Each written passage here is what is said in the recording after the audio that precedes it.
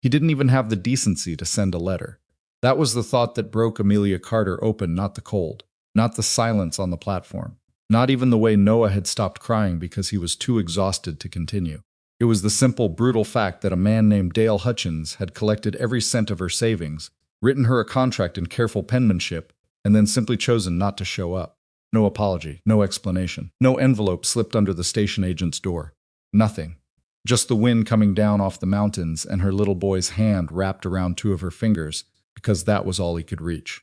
Amelia stood on that platform with 43 cents in her coat pocket and a suitcase that was missing one of its latches, and she tried very hard not to let Noah see her face. She failed. If you've ever stood somewhere unfamiliar and realized that every plan you made has just collapsed, that no one is coming, that you made a terrible mistake and there is no undoing it, then you already know what Amelia felt in that moment. And if you haven't, pray you never do, because that particular kind of alone doesn't make a sound.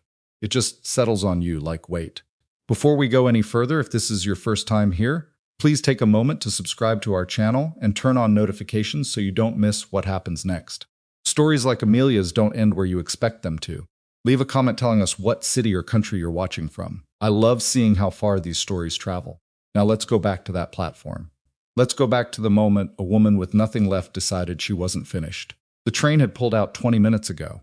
Amelia knew because she had watched it go, had stood there holding Noah's hand while the iron wheels ground against the rails and the steam swallowed everything behind it, and she had told herself that Dale would come running, that he'd been delayed at the livery, or that his horse had thrown a shoe, or that there had been some misunderstanding about which day she was arriving.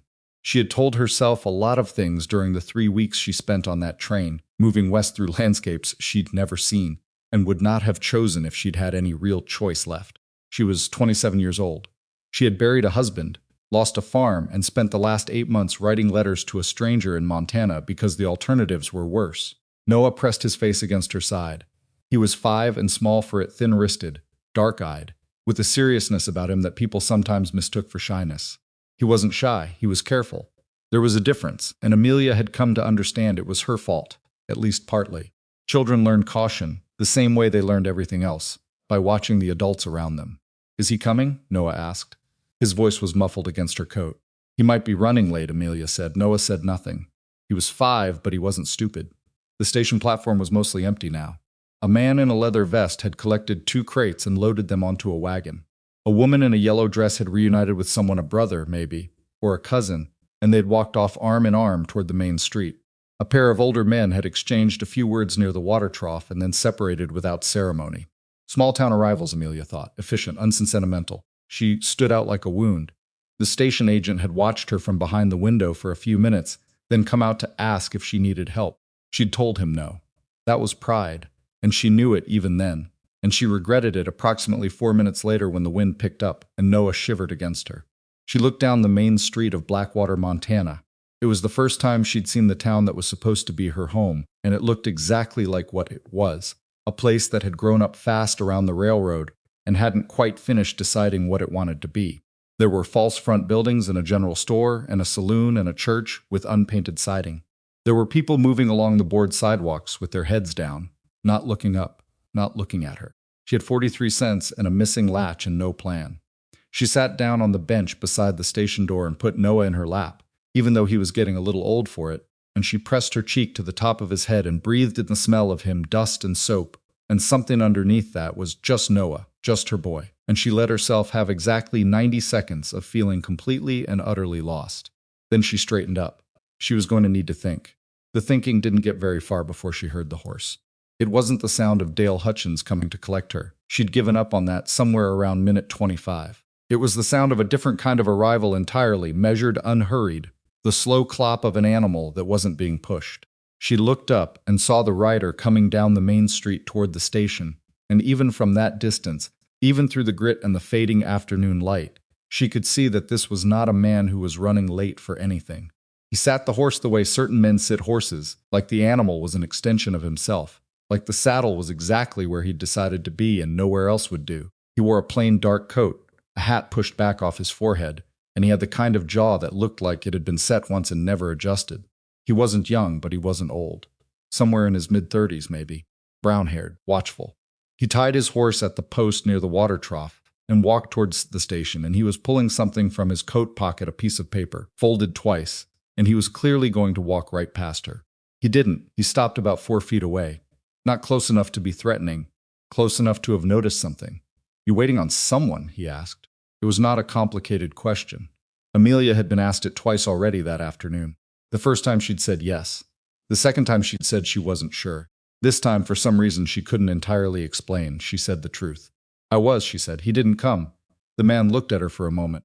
Then he looked at Noah, who had turned around in her lap to examine the stranger with those dark, careful eyes. "How long you been sitting here?" "Since the afternoon train." He glanced at the sky. The light was going golden, which meant it was close to 6 o'clock. "The afternoon train came through at 3:15. "That's a while," he said. "Yes," Amelia agreed. He folded the piece of paper and put it back in his pocket. He didn't introduce himself, and she didn't ask. For a moment they just existed in that space together, a woman on a bench with a child in her lap, and a man who'd stopped when he could have kept walking.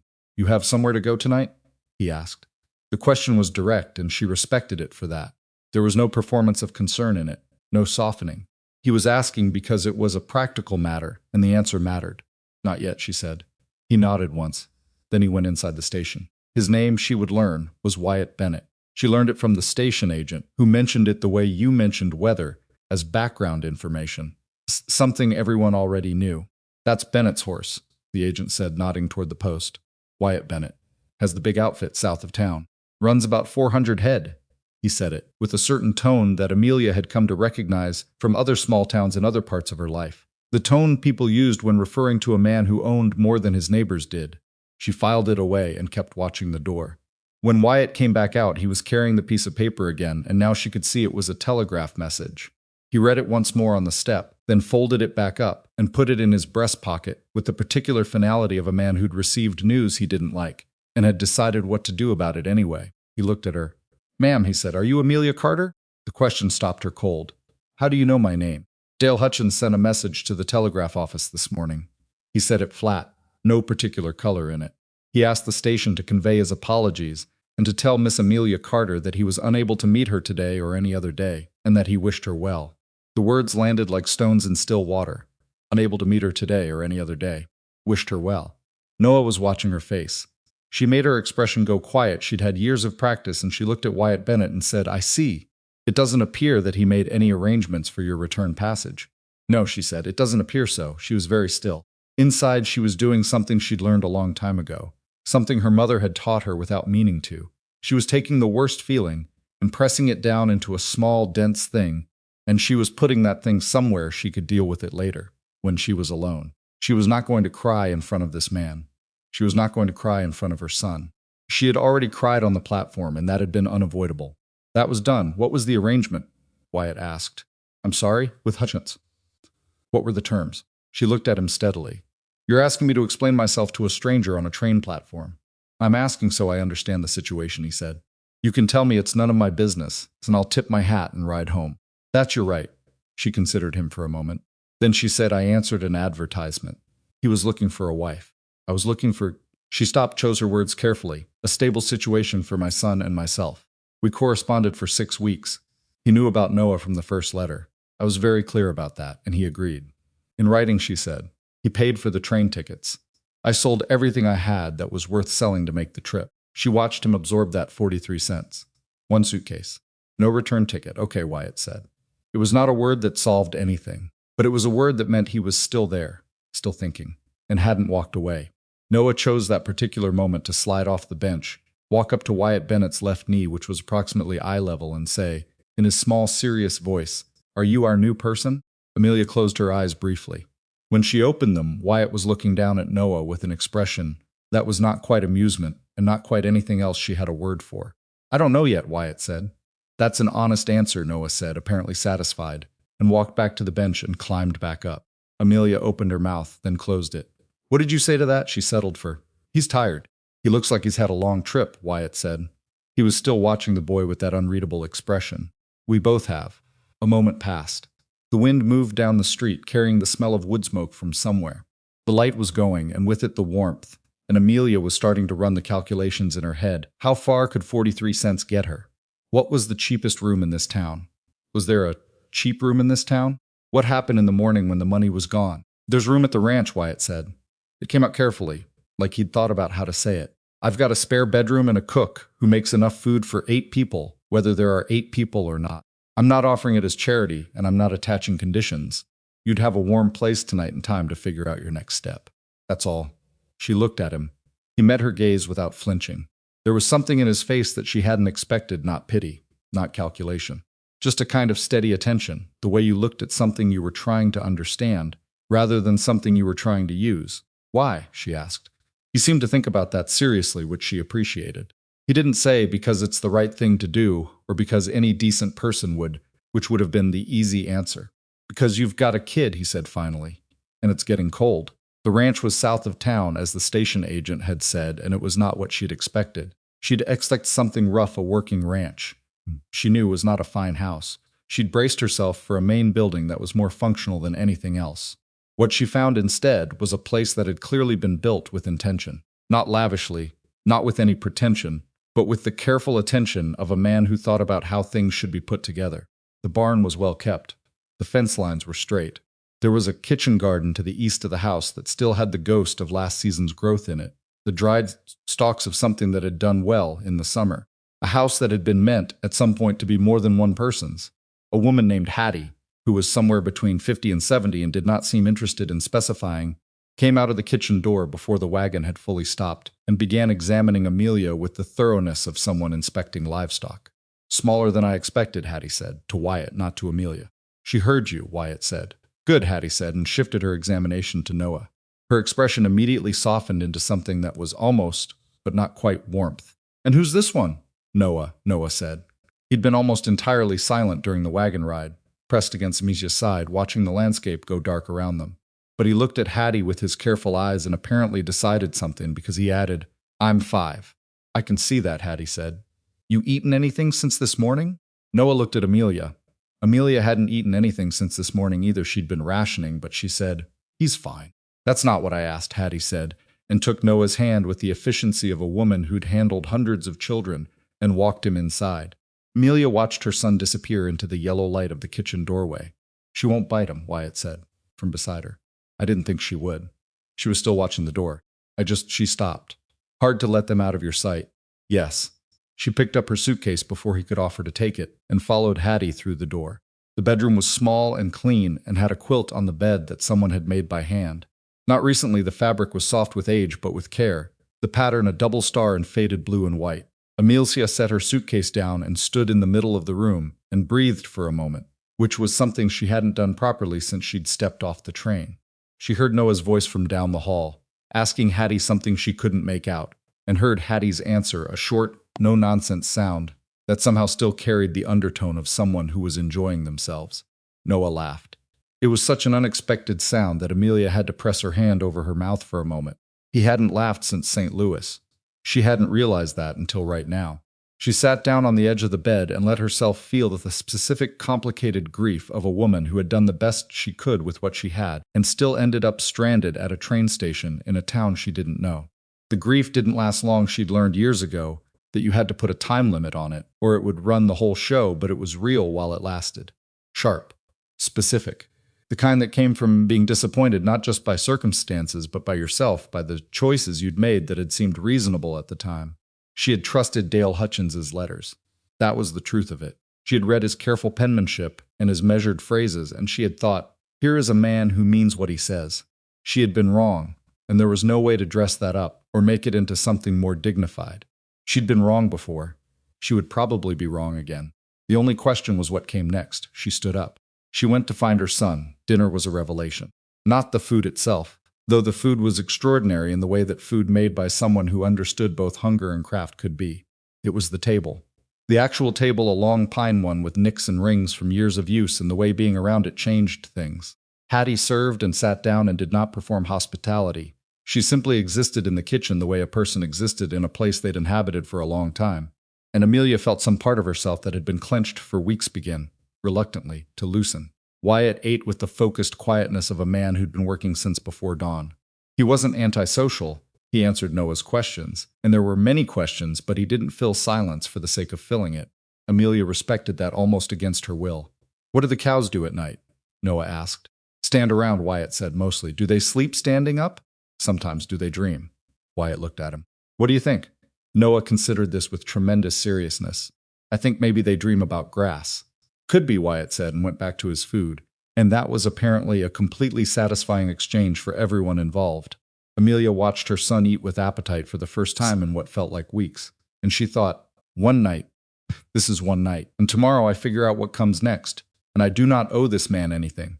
And he does not own anything about me or this situation. She thought it very deliberately, like a rule she was writing down. After Noah was asleep out within minutes of his head touching the pillow, so completely and immediately unconscious that Amelia spent a moment just watching his chest rise and fall, she found Wyatt on the porch.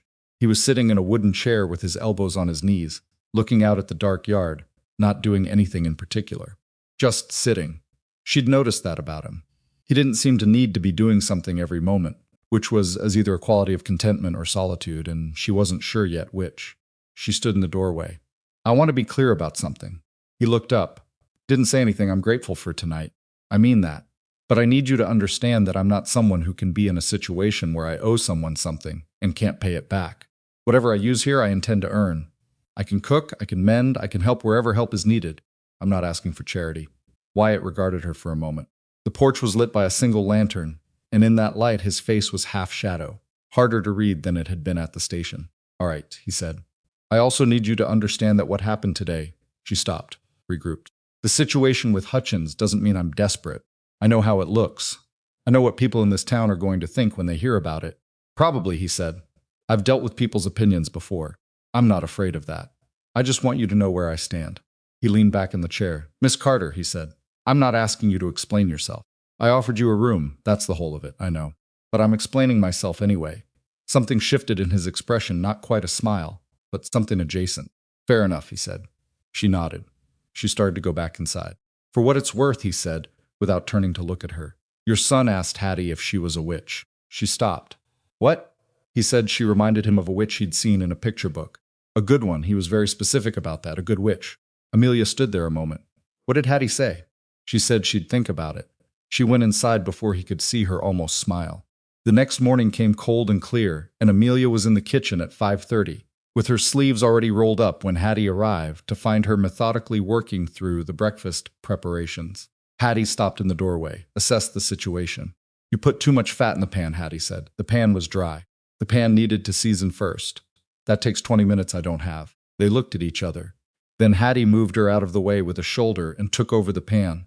And Amelia moved to the bread dough that had been left to rise overnight and began to work it without being asked. And they moved around each other in the kitchen for the next 40 minutes, with the specific efficiency of two women who both understood that if you wanted something done right, you didn't stand around waiting for someone else to do it. Wyatt came in at 6:15, looked at the breakfast on the table, looked at both of them, and did not comment. Sit down before it gets cold, Hattie said. He sat down. Noah came in at 6:30 wearing his shoes on the wrong feet and announced that he had seen a horse through the window and could he please go look at it. Wyatt said that after breakfast he'd take him. Noah sat down and ate faster than Amelia had ever seen him eat, which was remarkable. She sat across from Wyatt with her coffee and her thoughts and tried to work out what she knew.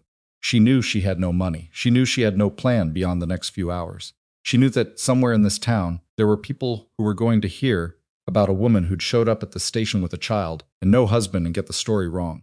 She knew, and this was the part that sat heaviest, that Dale Hutchins had not simply failed to show up. He'd sent a telegram. That meant he'd planned this. That meant he'd been thinking about it before she'd even boarded the train in Ohio, maybe. That the money he'd sent for her ticket had been some kind of investment in something she didn't yet fully understand. That thought was the one she kept turning over. What had he gotten out of it? She was still turning it over when Wyatt said, "There's talk in town already." She looked up. Hattie went to the market this morning, he said, and glanced at Hattie, who was at the stove and didn't turn around. People are asking about you. What kind of asking? The kind where they already think they know the answer. She set her coffee cup down carefully. What are they saying? That you came out here under false pretenses. That Hutchins found out something about you after you arrived, and that's why he changed his mind. She was very quiet for a moment. That's not what happened. I know. How do you know? Because Hutchins is a man I've done business with, Wyatt said, without particular heat in it, and I know what kind of man he is. Something in that sentence was important. She filed it away. What kind of man is he, she asked. Wyatt looked at her steadily. The kind who protects himself before he protects anyone else, he said. She thought about the telegram, the carefully chosen words. His apologies, wished her well. He wanted something, she said. From me or from the arrangement, and he got it before I arrived. Wyatt said nothing, but something in his stillness was a kind of confirmation. Noah had finished his breakfast and was watching both adults with his careful eyes, tracking the conversation the way children did when they couldn't follow the words, but understood something was serious. Amelia reached over and ruffled his hair, which he submitted to with dignity. I'm going to need to understand what, she said, before I can decide what to do next. That's a reasonable position, Wyatt said. I'm also going to need people to know what actually happened, she said. I'm not going to let a story get established that makes me the problem in this. That's also reasonable. I'm telling you this so you understand what kind of guest you have in your house, she said. I'm not going to be quiet and wait for it to blow over. I'm going to find out what he did, and I'm going to make sure the right people know. Wyatt looked at her for a long moment, then he said, You want to see the horse or not, Noah? Noah was off his chair and at the door before anyone finished the sentence. Amelia watched them go, the big man and the small boy, heading toward the barn in the cold morning light. She sat with her coffee. She thought about Dale Hutchins and his careful penmanship and his deliberate telegram. She thought about what a man like that protected, what he wanted, what he'd seen in 6 weeks of letters from a widow in Ohio with a 5-year-old son and no family and nothing left to her name. She thought about the letters she'd sent him, the details she'd shared, the things she'd told him about herself because she'd thought honesty was the foundation of what they were building. The cold settled into her chest like something that had teeth. She was going to need those letters back. She needed those letters back, and she had no idea how to get them. That was the thought that followed Amelia from the kitchen table to the barn doorway, where she stood and watched Wyatt lift Noah up to touch the nose of a brown quarter horse with the patience of a man who understood that small children and large animals both needed to be approached slowly. Noah's face had done something. She hadn't seen it do in a long time. It had gone completely unguarded. All that careful watchfulness dissolved into pure, uncomplicated wonder. The horse breathed out through its nostrils, and Noah laughed, and Amelia stood there in the cold and let herself have exactly 1 minute of just watching her son be a child before she went back to thinking about Dale Hutchins. The letters were the thing.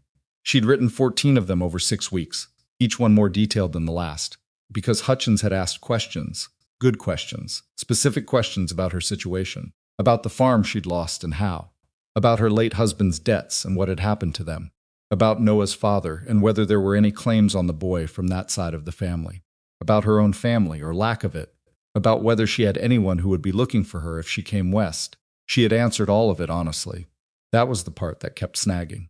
Not that he'd abandoned her, she could construct a picture of that. A man who changed his mind, a man who got cold feet, a man who was simply cowardly. People were cowardly. She understood that. But the telegram, those careful, deliberate words sent that morning before she'd even arrived, that was something else.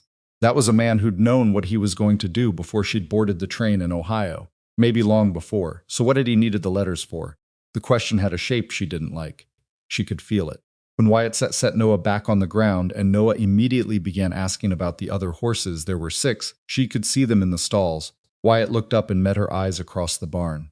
He said something to Noah that made the boy nod with great seriousness and go to stand near the brown horse's stall, studying it with his arms folded in an imitation of adult patience that was almost painful to witness. Wyatt walked toward her. You've been standing there for 10 minutes, he said. I was thinking. About Hutchins. About the letters I sent him. She crossed her arms against the cold. I told him things I wouldn't have told most people. He asked careful questions and I answered them, because I thought it was reasonable to be honest with the man you're going to marry. Wyatt was quiet listening. He knew I had no family. He knew there was no one who'd come looking for me if something went wrong. He knew the farm was gone and the debts were settled and there was nothing to go back to in Ohio. She paused. He knew I had documentation of Noah's birth and my husband's death and that the land sale was clean. He asked specifically about documentation. Something changed in Wyatt's face. Slight, but there. What kind of land, he asked. 80 acres in Holmes County. It was my husband's family's originally.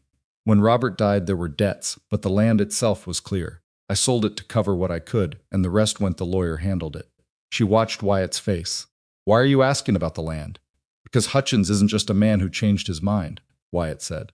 He's been buying up property claims in 3 counties for the past 2 years. Not the land itself, the documentation on disputed properties. Old deeds, transfer records, inheritance papers. Amelia was very still. He buys them from people who don't know what they have, Wyatt continued.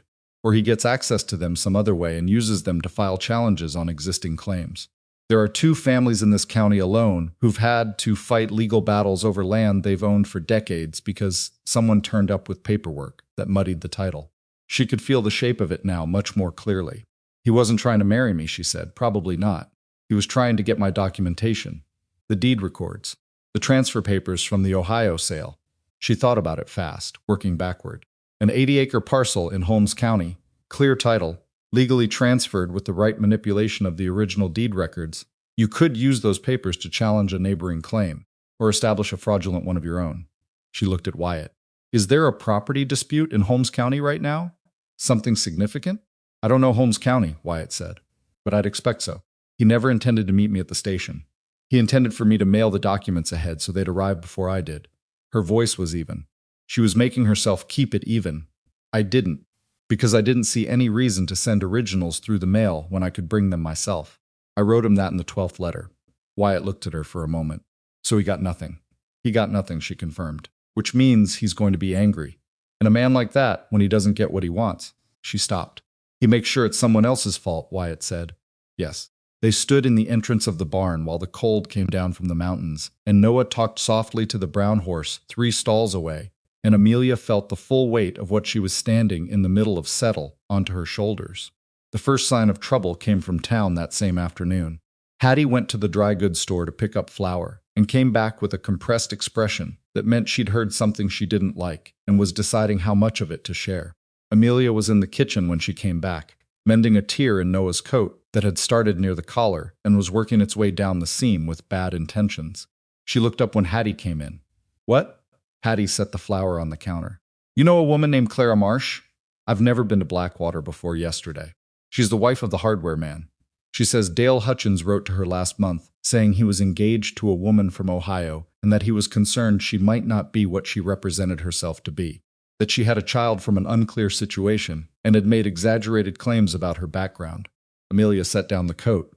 He wrote to a woman in this town before I arrived, more than one by what I'm hearing. Hattie's voice was matter-of-fact, but her eyes were doing something else entirely.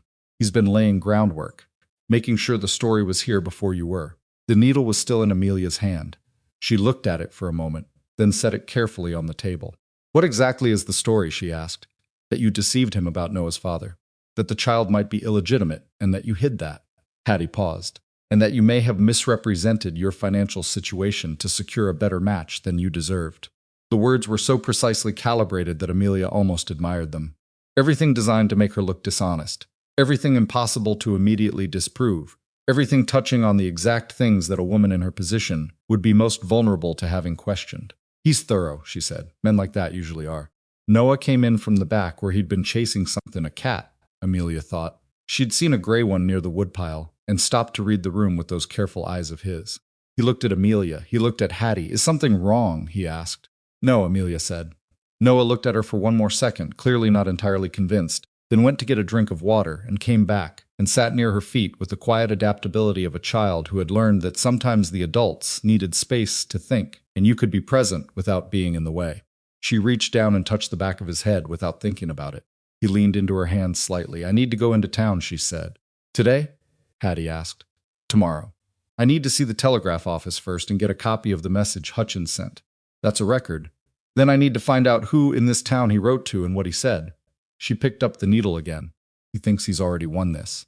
He laid the story down before I arrived, and now he's waiting for me to either disappear quietly or confirm it by acting ashamed. And what are you going to do instead? Amelia pulled the thread through the coat fabric.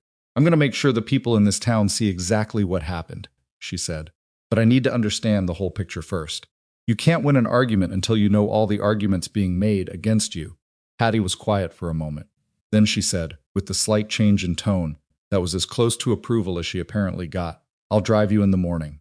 Blackwater was bigger up close than it had looked from the station platform. The main street was 3 blocks long, which was more than it appeared from the end, and there were side streets with houses and a school that was between terms and a small building that served as both the town's legal office and its land recorder. Amelia noted that building specifically.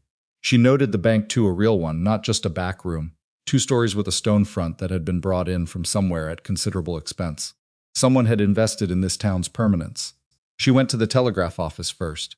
The operator was a young man with round spectacles and an ink stain on his left hand that suggested he'd been working for a while. He seemed uncertain about her request, whether he could give a copy of a received message to someone other than the addressee, and she explained, twice, that she was Amelia Carter, and the message had named her specifically, and she had a right to a copy of her own name being mentioned in a legal communication. She wasn't entirely sure that was a legal principle, but she said it like it was, and eventually he gave her the copy. She read it standing at the counter. It was worse than Wyatt had summarized. Not dramatically worse, it didn't accuse her of anything outright, but the careful phrasing was specifically designed to suggest wrongdoing while never saying it. His deepest regrets, an unforeseen development regarding Miss Carter's representations of her situation. His sincere hope that Miss Carter would find appropriate assistance. The implication, running through every line, that he was the wronged party in a situation that had been misrepresented to him. She folded it and put it in her coat pocket next to the letters she'd brought from home. She had brought all 14 of her letters. She'd spent the previous evening going through her suitcase and organizing them, the originals, which she had because she was the one who'd written them and had made copies of each before sending, a habit she'd developed after her husband died, and she'd understood for the first time what it meant to have no record of anything. She wasn't sure when she'd known she'd need them. Maybe somewhere between Ohio and Indiana, maybe earlier. The copies were in order. She'd read through them on the wagon ride into town, Hattie at the reins, Noah wedged between them with his hat pulled down against the cold. They said exactly what she'd told Wyatt they said. They were honest and specific, and in several places, more vulnerable than she was comfortable with, in retrospect, because she had believed she was building something with someone. She stepped back out onto the main street and looked at the town around her and thought, all right. The hardware store was on the second block. Amelia went in because she needed to see who Clara Marsh was, not because she had a plan yet. Clara Marsh was a woman somewhere in her 40s with quick eyes and the posture of someone who ran the actual business while her husband handled the conversation. She was stacking a display of hinges when Amelia came in and she stopped, and there was a half-second of recognition. Clara clearly knew who she was, followed by the particular neutrality that people wore when they hadn't yet decided which side of something they were on. Mrs. Marsh, Amelia said, I understand you received a letter from Dale Hutchins. The neutrality recalibrated. Clara set down the hinge she was holding. He's a business acquaintance of my husband's. I'm aware he knows people in this town. That's actually what I'm here to talk about. Amelia kept her voice level, conversational, nothing aggressive in it. I know what the letter said about me. I want to show you something, if you're willing. Clara looked at her steadily. You came to my store to show me something. Yes. Most women in your situation would be keeping their heads down. I'm not most women in my situation, Amelia said. And I'm not guilty of what he implied, which means there's nothing to keep my head down about. Clara Marsh was quiet for a long moment. Then, with the air of someone who had decided something privately and was now executing on it, she said, What did you want to show me? Amelia put the letters on the counter. She didn't say anything at first. She let Clara look at the envelopes, the dates, the handwriting, hers on each one, addressed to Hutchins in care of the Blackwater General Delivery. 14 letters, dated from the first week of correspondence to the last. She laid the telegraph message beside them, the copy from the operator's office. I wrote 14 letters over 6 weeks, Amelia said. In the second letter here, she pointed without touching. I told him that I had a son. His name is Noah. He's 5 years old, and his father was my late husband, Robert Carter, who died of a fever 18 months ago. There is a death certificate. There is a marriage record. Noah is not what he implied. Clara read without picking anything up. In the 6th letter, I told him about the farm, the sale, the debts, what remained. I was specific because he asked specific questions. I was not misrepresenting anything. I was answering what he asked. Amelia paused. He asked specifically about land documentation. I thought at the time it was a man being careful about practical matters. I understand now it was something else. Clara looked up. He never intended to marry me, Amelia said quietly. He was trying to obtain documentation on a land sale that I could have used against an Ohio property claim. I brought those documents with me because I didn't send them ahead as he asked. So when I arrived without what he was really after, he sent that. She nodded at the telegraph message to ensure that when I arrived in Blackwater, the town would already believe I was the dishonest party. The hardware store was quiet except for the sound of something being moved around in the back room. Probably Clara's husband. That's a serious claim, Clara said. Yes, Amelia agreed. Can you prove it? I can prove he knew about Noah before I boarded the train. I can prove I was honest in every letter I sent. I can prove the timeline of his telegram sent before I arrived, which means his decision had nothing to do with anything he discovered after I got here. She paused. The rest about what he was really after, I'm still working on that.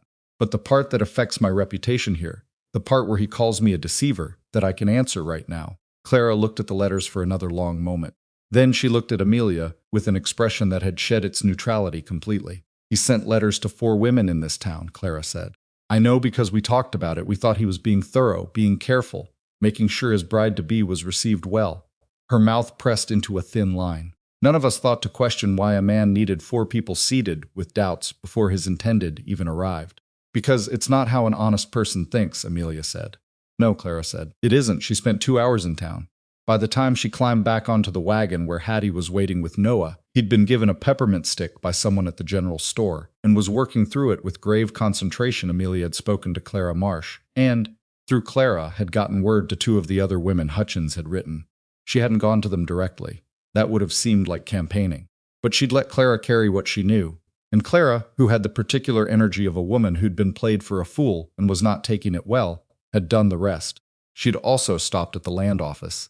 The man behind the desk at the land recorder's office was older, methodical, the kind of bureaucrat who treated paperwork with the reverence other men saved for things worth revering. His name was Aldous Merritt, and when Amelia explained what she was looking at, whether there were any active property challenges in Holmes County, Ohio, that involved recently transferred land documentation, he'd looked at her over his spectacles, with the specific expression of a man who knew something and was deciding whether she was entitled to know it too. "That would be an Ohio matter," he said. "I understand. But you have access to the Territorial Records Clearinghouse.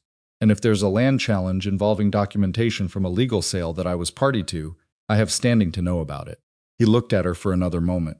Then he went to a filing cabinet and came back with a piece of paper that had the look of something that had been folded and unfolded many times. "There's an active challenge in Holmes County against the Farrell family," he said. 300 acres, been in that family since before the war. Someone filed a challenge 6 weeks ago based on a claim that the original deed transfer conflicted with a subsequent sale of adjacent parcels." He paused, the subsequent sale being the relevant property. Amelia felt it land with a thud she kept off her face. The relevant property, her 80 acres, the Farrell land. She'd known the Farrells distantly. They were 3 farms over. They'd been established there longer than anyone in that part of the county. She'd never had a dispute with them. The boundary between her land and the next was not her land or the Farrells. There were 2 farms in between. There was no genuine conflict between her deed and theirs. But with the right manipulation of the original documents, with someone who understood how to exploit technical irregularities in survey records from 20 years ago, you could construct one. You could construct one well enough to tie the Farrell land up in courts for years, long enough for them to run out of money fighting it, long enough to force a sale. That was what Hutchins had wanted, not her land, a weapon he could use against someone else's. "When was that challenge filed?" she asked, keeping her voice steady. Merritt checked the paper. 6 weeks ago, before the first letter, before he'd even responded to her advertisement. He'd found her, she realized. She hadn't found him. He'd gone looking for a widow with an Ohio land sale and relevant documentation and no family and found her, and he'd written the advertisement specifically to pull her in. She walked out of the land office into the cold air of the main street and stood for a moment while the town moved around her. People going about their business, horses tied at posts. A child she didn't know running past with something tucked under its arm, and she breathed very carefully through the anger that was coming up in her like a tide. Not at herself. She'd done nothing wrong. At him. At Dale Hutchins, who had calculated every step of this, who had looked at a widow with a 5-year-old son and 43 cents, and seen nothing but a tool to dismantle someone else's life. She breathed through it. She let it settle into something useful. Then she went back to the wagon. That evening, after Noah was asleep, she sat at the kitchen table with the letters spread out in front of her, and Wyatt across from her with a cup of coffee going cold at his elbow, and she told him everything. The land challenge, the Farrell family, the timeline, the documentation. All of it. He listened without interrupting. When she was done, he said, "So he's already filed. 6 weeks ago. Before he ever responded to my advertisement. Then he didn't need your documents to file the challenge. He had something else. He had a fraudulent version," she said. "He needed mine to replace it to substitute a real document for the fake one before the challenge came to a hearing. A real document manipulated to say what he needed." She tapped the letters. "He asked me to send originals. I didn't. So his challenge goes to hearing without real documentation. And gets thrown out, yes. Or it might not. I don't know exactly what he filed. I don't know how convincing his forgery is." She paused. "But the Farrells are fighting it with real lawyers, and without my documents, his version is shakier." That's why he was angry enough to send that telegram the way he did. I didn't just fail to arrive with what he needed, I showed up empty-handed and became a problem he hadn't planned for. Wyatt turned his coffee cup. He had a habit of doing that when he was thinking. She'd noticed small unconscious rotations. He can still claim you deceived him. Yes. But that's about my reputation, not about the land challenge. The two things serve different purposes. The story he planted in this town keeps me quiet, keeps me discredited, makes sure that if I try to tell anyone what he did, they don't believe me. She looked at the letters. I'm going to make sure that doesn't work. You have friends in this town now, Wyatt said quietly. Clara Marsh isn't a woman who takes kindly to being used. No. Amelia had gathered that. But I need more than Clara being angry on my behalf. I need the town to understand what actually happened. Not just to me, to the Farrells. This isn't only about my reputation. Wyatt was quiet for a moment. Then he said, the Farrells have family in Billings.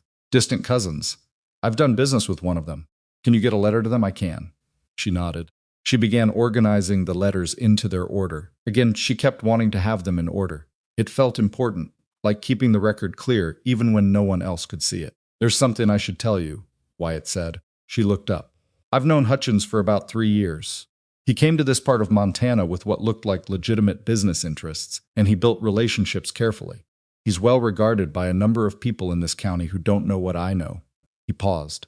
What I know is mostly impression and intuition and 1 or 2 things I can't prove. I've been watching him because something about his business practices has never sat right with me, but I don't have the kind of evidence you have. You knew he was wrong before you knew what he'd done, she said. I knew he was the kind of man who was working towards something that wasn't visible from the front. He looked at her steadily. When I saw you at the station, when I found out it was his intended sitting there with a child, and no money, I already knew, at some level, that whatever happened wasn't what he'd say it was. She sat with that for a moment. That's why you stopped. Partly. He looked at his coffee. Partly it was a woman crying on a bench with a 5-year-old boy, and I'm not made of stone. I wasn't crying, Amelia said immediately. He looked at her. She looked back. There may have been some moisture, she said with precision. Something moved through his face, that same thing she'd seen at the station. Not quite a smile, but something alive. Sure, he said. She looked back at the letters. Her jaw was doing something she was trying to stop. I need to write to the Farrell family directly, she said. Not just through your connection. They need to know what Hutchins filed and what documentation he was trying to obtain and why. That's going to make Hutchins aware that you know what he did. He's already aware I'm a problem. He just thinks I'll go away. She touched the edge of the first letter. I'm not going to go away. Wyatt was quiet. Then he said, there's a lawyer in town. Name's Gideon Farr, no relation to the Farrells. He handles mostly land business.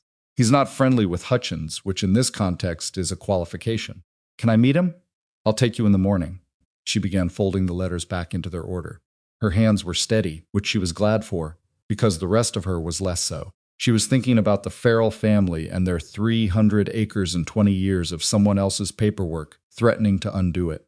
She was thinking about Dale Hutchins sitting somewhere, perfectly comfortable, waiting for the version of events he'd seeded to take root. She was thinking about her 43 cents and her missing latched suitcase and the fact that she had somehow landed in the only situation in Montana that was more complicated than the one she'd planned for.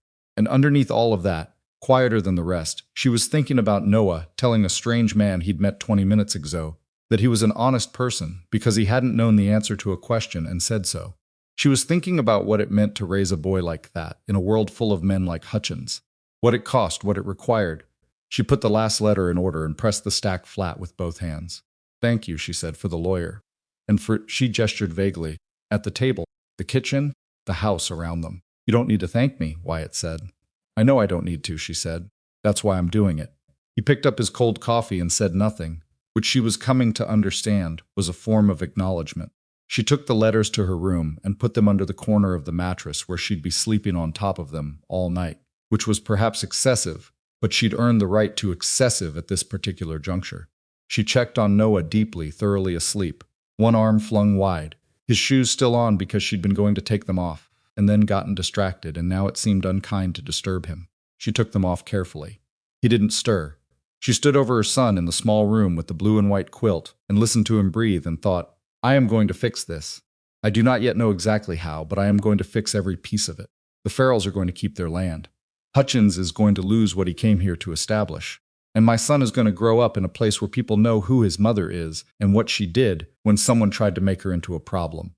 She thought it quietly. clearly, without drama, the way she'd made every important decision in her life, not from rage or desperation, but from the particular steady resolve that came from having very little left to lose and knowing precisely what she was protecting. She went to bed. She did not sleep for a long time, but eventually she did, and she did not dream about train stations or telegrams or Dale Hutchins's careful penmanship. She dreamed about the brown horse, and Noah's face when it breathed on his hand, and the way the sound of her son's laughter had come down the barn and hit her somewhere she hadn't realized was still unguarded. Outside, the Montana cold pressed against the windows, and the ranch was quiet, and somewhere in the dark the 6 horses stood in their stalls and probably dreamed about grass, and Amelia Carter slept with 14 letters under the mattress and a lawyer's appointment in the morning, and the specific, stubborn determination of a woman who had not come this far to be beaten by a man who'd never even had the decency to show up.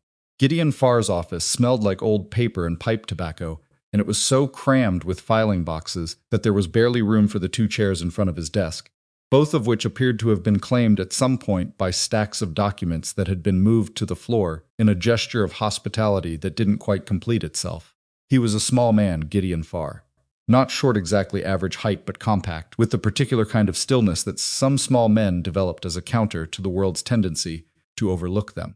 His hair was gray at the temples, and his mustache needed trimming, and he had the eyes of someone who had spent 30 years reading contracts, written by people who were hoping he wouldn't read them carefully enough. He read the letters carefully, all 14 of them in order, while Amelia sat across from him in a chair that had had its document stack redistributed to the floor, and Wyatt stood near the door because there wasn't room for him to sit, and the wood stove in the corner ticked against the cold. He did not rush, he did not comment. He turned each page with the methodical attention of a man who understood that the devil was in the specific phrasing and not in the general impression, and Amelia respected that enough to stay quiet and let him work. When he finished, he put the stack down and looked at her over his spectacles. "You made copies of everything you sent." "I did." "Before you sent them?" "Before." "Why?" It was a lawyer's question, not challenging, just examining the answer. She gave him the honest one. "My husband died without a will and no clear record of our verbal arrangements about the farm. I spent 8 months trying to reconstruct an understanding of what we'd agreed to based on other people's memories and what I could piece together from his correspondence. I wasn't going to let that happen again." Farr looked at her for a moment. "Smart woman. Careful woman," she said. "There's a difference." Something in his expression shifted the professional assessment, tilting towards something more like attention. He looked back at the letters, the second letter. "You disclosed the child in the 3rd paragraph." I was explicit in his response. He found the relevant document. He acknowledged it. He read that a child was not an obstacle and that a man of his circumstances could provide adequately for an expanded family. He set it down. "That's acknowledgement. That's him in writing saying he knew." And he agreed. "Yes, so any claim that you deceived him about Noah is directly contradicted by his own hand." "Yes." Farr tapped the telegraph message. "This was sent the morning of your arrival, before you'd spoken to anyone in town. Before I'd stepped off the train," Amelia said. "Which means whatever decision he claims to have made, based on discovering something about your situation, that decision was made before he could have discovered anything." He leaned back in his chair. "The timeline alone is a significant problem for him if he wants to make a public claim of deception." "I know that," Amelia said. "I need you to tell me if it's enough." Farr was quiet for a moment. "Enough for what, specifically?" "Enough to protect my reputation in this town.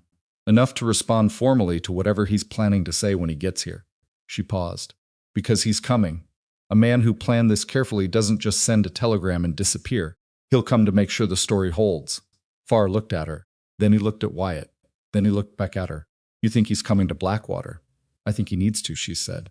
"Because I'm here, and I'm not quiet, and he didn't plan for that. He planned for a woman who'd arrive, find herself abandoned and humiliated, and either leave or fold. I'm doing neither. That's a problem for him. It's a problem for you, too," Farr said, not unkindly. "A man with established relationships in this county and a prepared story has more social capital than a woman who arrived 3 days ago. I know that. The letters help. The timeline helps. But if he's well liked by the right people..." "I'm not asking you to win a popularity contest," Amelia said. "I'm asking you to help me establish a clear factual record before he gets here to muddy it. I want everything documented. I want the dates, the contents, the acknowledgments. I want it in writing that I disclosed every relevant fact before I boarded that train." Farr looked at the stack of letters again. Then he picked up his pen. "All right," he said. "Let's start at the beginning." They were in his office for 3 hours. By the time they left, Farr had produced a 6-page summary of the correspondence, signed and dated, with specific citations to language in each letter that addressed the claims Hutchins had made in his pre-planted stories around town. He'd also drafted a letter to the Ohio legal office, requesting confirmation of the Farrell property challenge and its filing date, which would establish the timeline of Hutchins's scheme independent of anything Amelia said about it. He'd done it efficiently and without drama, and charged her half his normal rate, which he named quietly, and she paid from the small amount. Wyatt had advanced her against future work at the ranch, which she had accepted, only after he agreed to put it in writing as a loan. He hadn't argued about that. She'd appreciated it. On the way back to the wagon, Wyatt said, "You didn't have to turn it into a formal agreement." "Yes, I did," Amelia said. I know you weren't," she said. "That's not what it's about." She pulled her coat against the wind. "It's about me knowing where I stand. Not where you say I stand, not where I feel I stand. Where I actually stand on paper with terms I agreed to." She glanced at him. "I understand it seems like I don't trust you." It crossed my mind. "It's not about trust. It's about not being in a situation where the terms change, and I can't point to what was originally agreed." She looked ahead down the main street. "My husband was a good man. He wasn't dishonest. But when he died, everything we'd understood between us was suddenly up for interpretation by other people, and I had nothing solid to hold on to. I'm not doing that again." Wyatt walked beside her for a moment. "That's fair," he said. "Thank you. I still think it was unnecessary." Noted. Noah was waiting with Hattie at the wagon, working through his second peppermint stick of the week. Hattie appeared to have an inexhaustible supply, and telling her something about horses with great animation. Hattie was listening with the focused attention she brought to most things, which was more than most adults gave small children, and which Noah was clearly responding to. He looked up when they came. He looked at his mother's face, the way he always did that quick, careful read, and then apparently decided things were acceptable, because he went back to telling Hattie about the brown horse's ears. Dale Hutchins arrived in Blackwater on a Thursday. Amelia knew before she saw him. She knew the way you knew weather coming. Something in the air changed. A slight shift in how people moved when they looked at her. A quality of anticipation in the way the town seemed to be waiting for something to happen. She found out from Hattie, who found out from the woman at the post office, who found out from her husband, who'd seen a familiar horse at the livery. Hattie told her over breakfast in the specific flat tone that was Hattie's version of a warning. Amelia set down her coffee cup. Her hands were steady. Her stomach was not. "Today," she said. "Last night, apparently." She took a room at the hotel. She looked out the window. The morning light was flat and pale, the kind that came before weather. Noah was still asleep. He'd been up late because she'd let him, because she'd been sitting at the kitchen table going over documents with Farr's summary, and she hadn't had the heart to enforce bedtime when he'd padded out in his socks and leaned against her arm and fallen half asleep sitting up. She thought about that for a second. Then she got up and started washing the breakfast dishes. "What are you going to do?" Hattie asked. "Wait," Amelia said. "He came here for something. Let him come get it." "That's patient of you. It's strategic," Amelia said. "There's a difference." Hattie made a sound that could have been agreement. Wyatt had gone out before dawn to deal with a fence section that his foreman had reported down in the night, and he wasn't back yet. Amelia considered that and decided it was probably fine. She didn't need Wyatt present for whatever Hutchins was planning to do first. Better in some ways to see what Hutchins's opening move was when he thought she was alone. She washed the dishes and thought about what a man like Dale Hutchins needed from this situation, now that the original plan had failed. He needed the land challenge to survive, which meant he needed her documents, or he needed her discredited enough that her counter-testimony about the fraud couldn't gain traction. He couldn't get the documents now. She'd made copies, and the originals were in Farr's safe at the lawyer's office, which she'd arranged yesterday. He could still work on the second option. He was coming to Blackwater to make her look guilty before she could make him look like what he was. She understood that. She was ready for it. She was also, somewhere underneath the readiness, frightened in a way she was not going to let herself examine too closely right now, because frightened and prepared could coexist, but frightened alone was useless. He came to the ranch at noon. She heard the horse from inside the house, and she took 3 seconds to straighten her collar and put her hair back where it needed to be, and remind herself of the 14 letters in Farr's office, and then she opened the front door before he could knock. Dale Hutchins was not what she'd imagined. She'd built a picture of him over 6 weeks of letters, assembled him out of his handwriting, and his word choices, and the specific way he'd asked questions, and the picture had been of someone careful and controlled and perhaps a little cold under the surface. The man on the horse in front of the ranch house was all of those things, but he was also better looking than she'd expected, which was somehow worse. He had the kind of face that read as honest from a distance, broad-shouldered, well-dressed for Blackwater, with an ease about him that came from a man who expected to be believed. He saw her in the doorway, and his expression did something complicated, a flash of something, surprise maybe, or reassessment, and then it settled into a version of regret that was so well constructed she almost admired it. "Miss Carter," he said. "Mr. Hutchins," she said. He dismounted, tied his horse at the post, walked toward the door with the measured pace of a man who was used to controlling the tempo of conversations. "I'm glad to find you well," he said. "I was concerned about how you'd fared after." He paused, as though the next words were difficult after the situation at the station.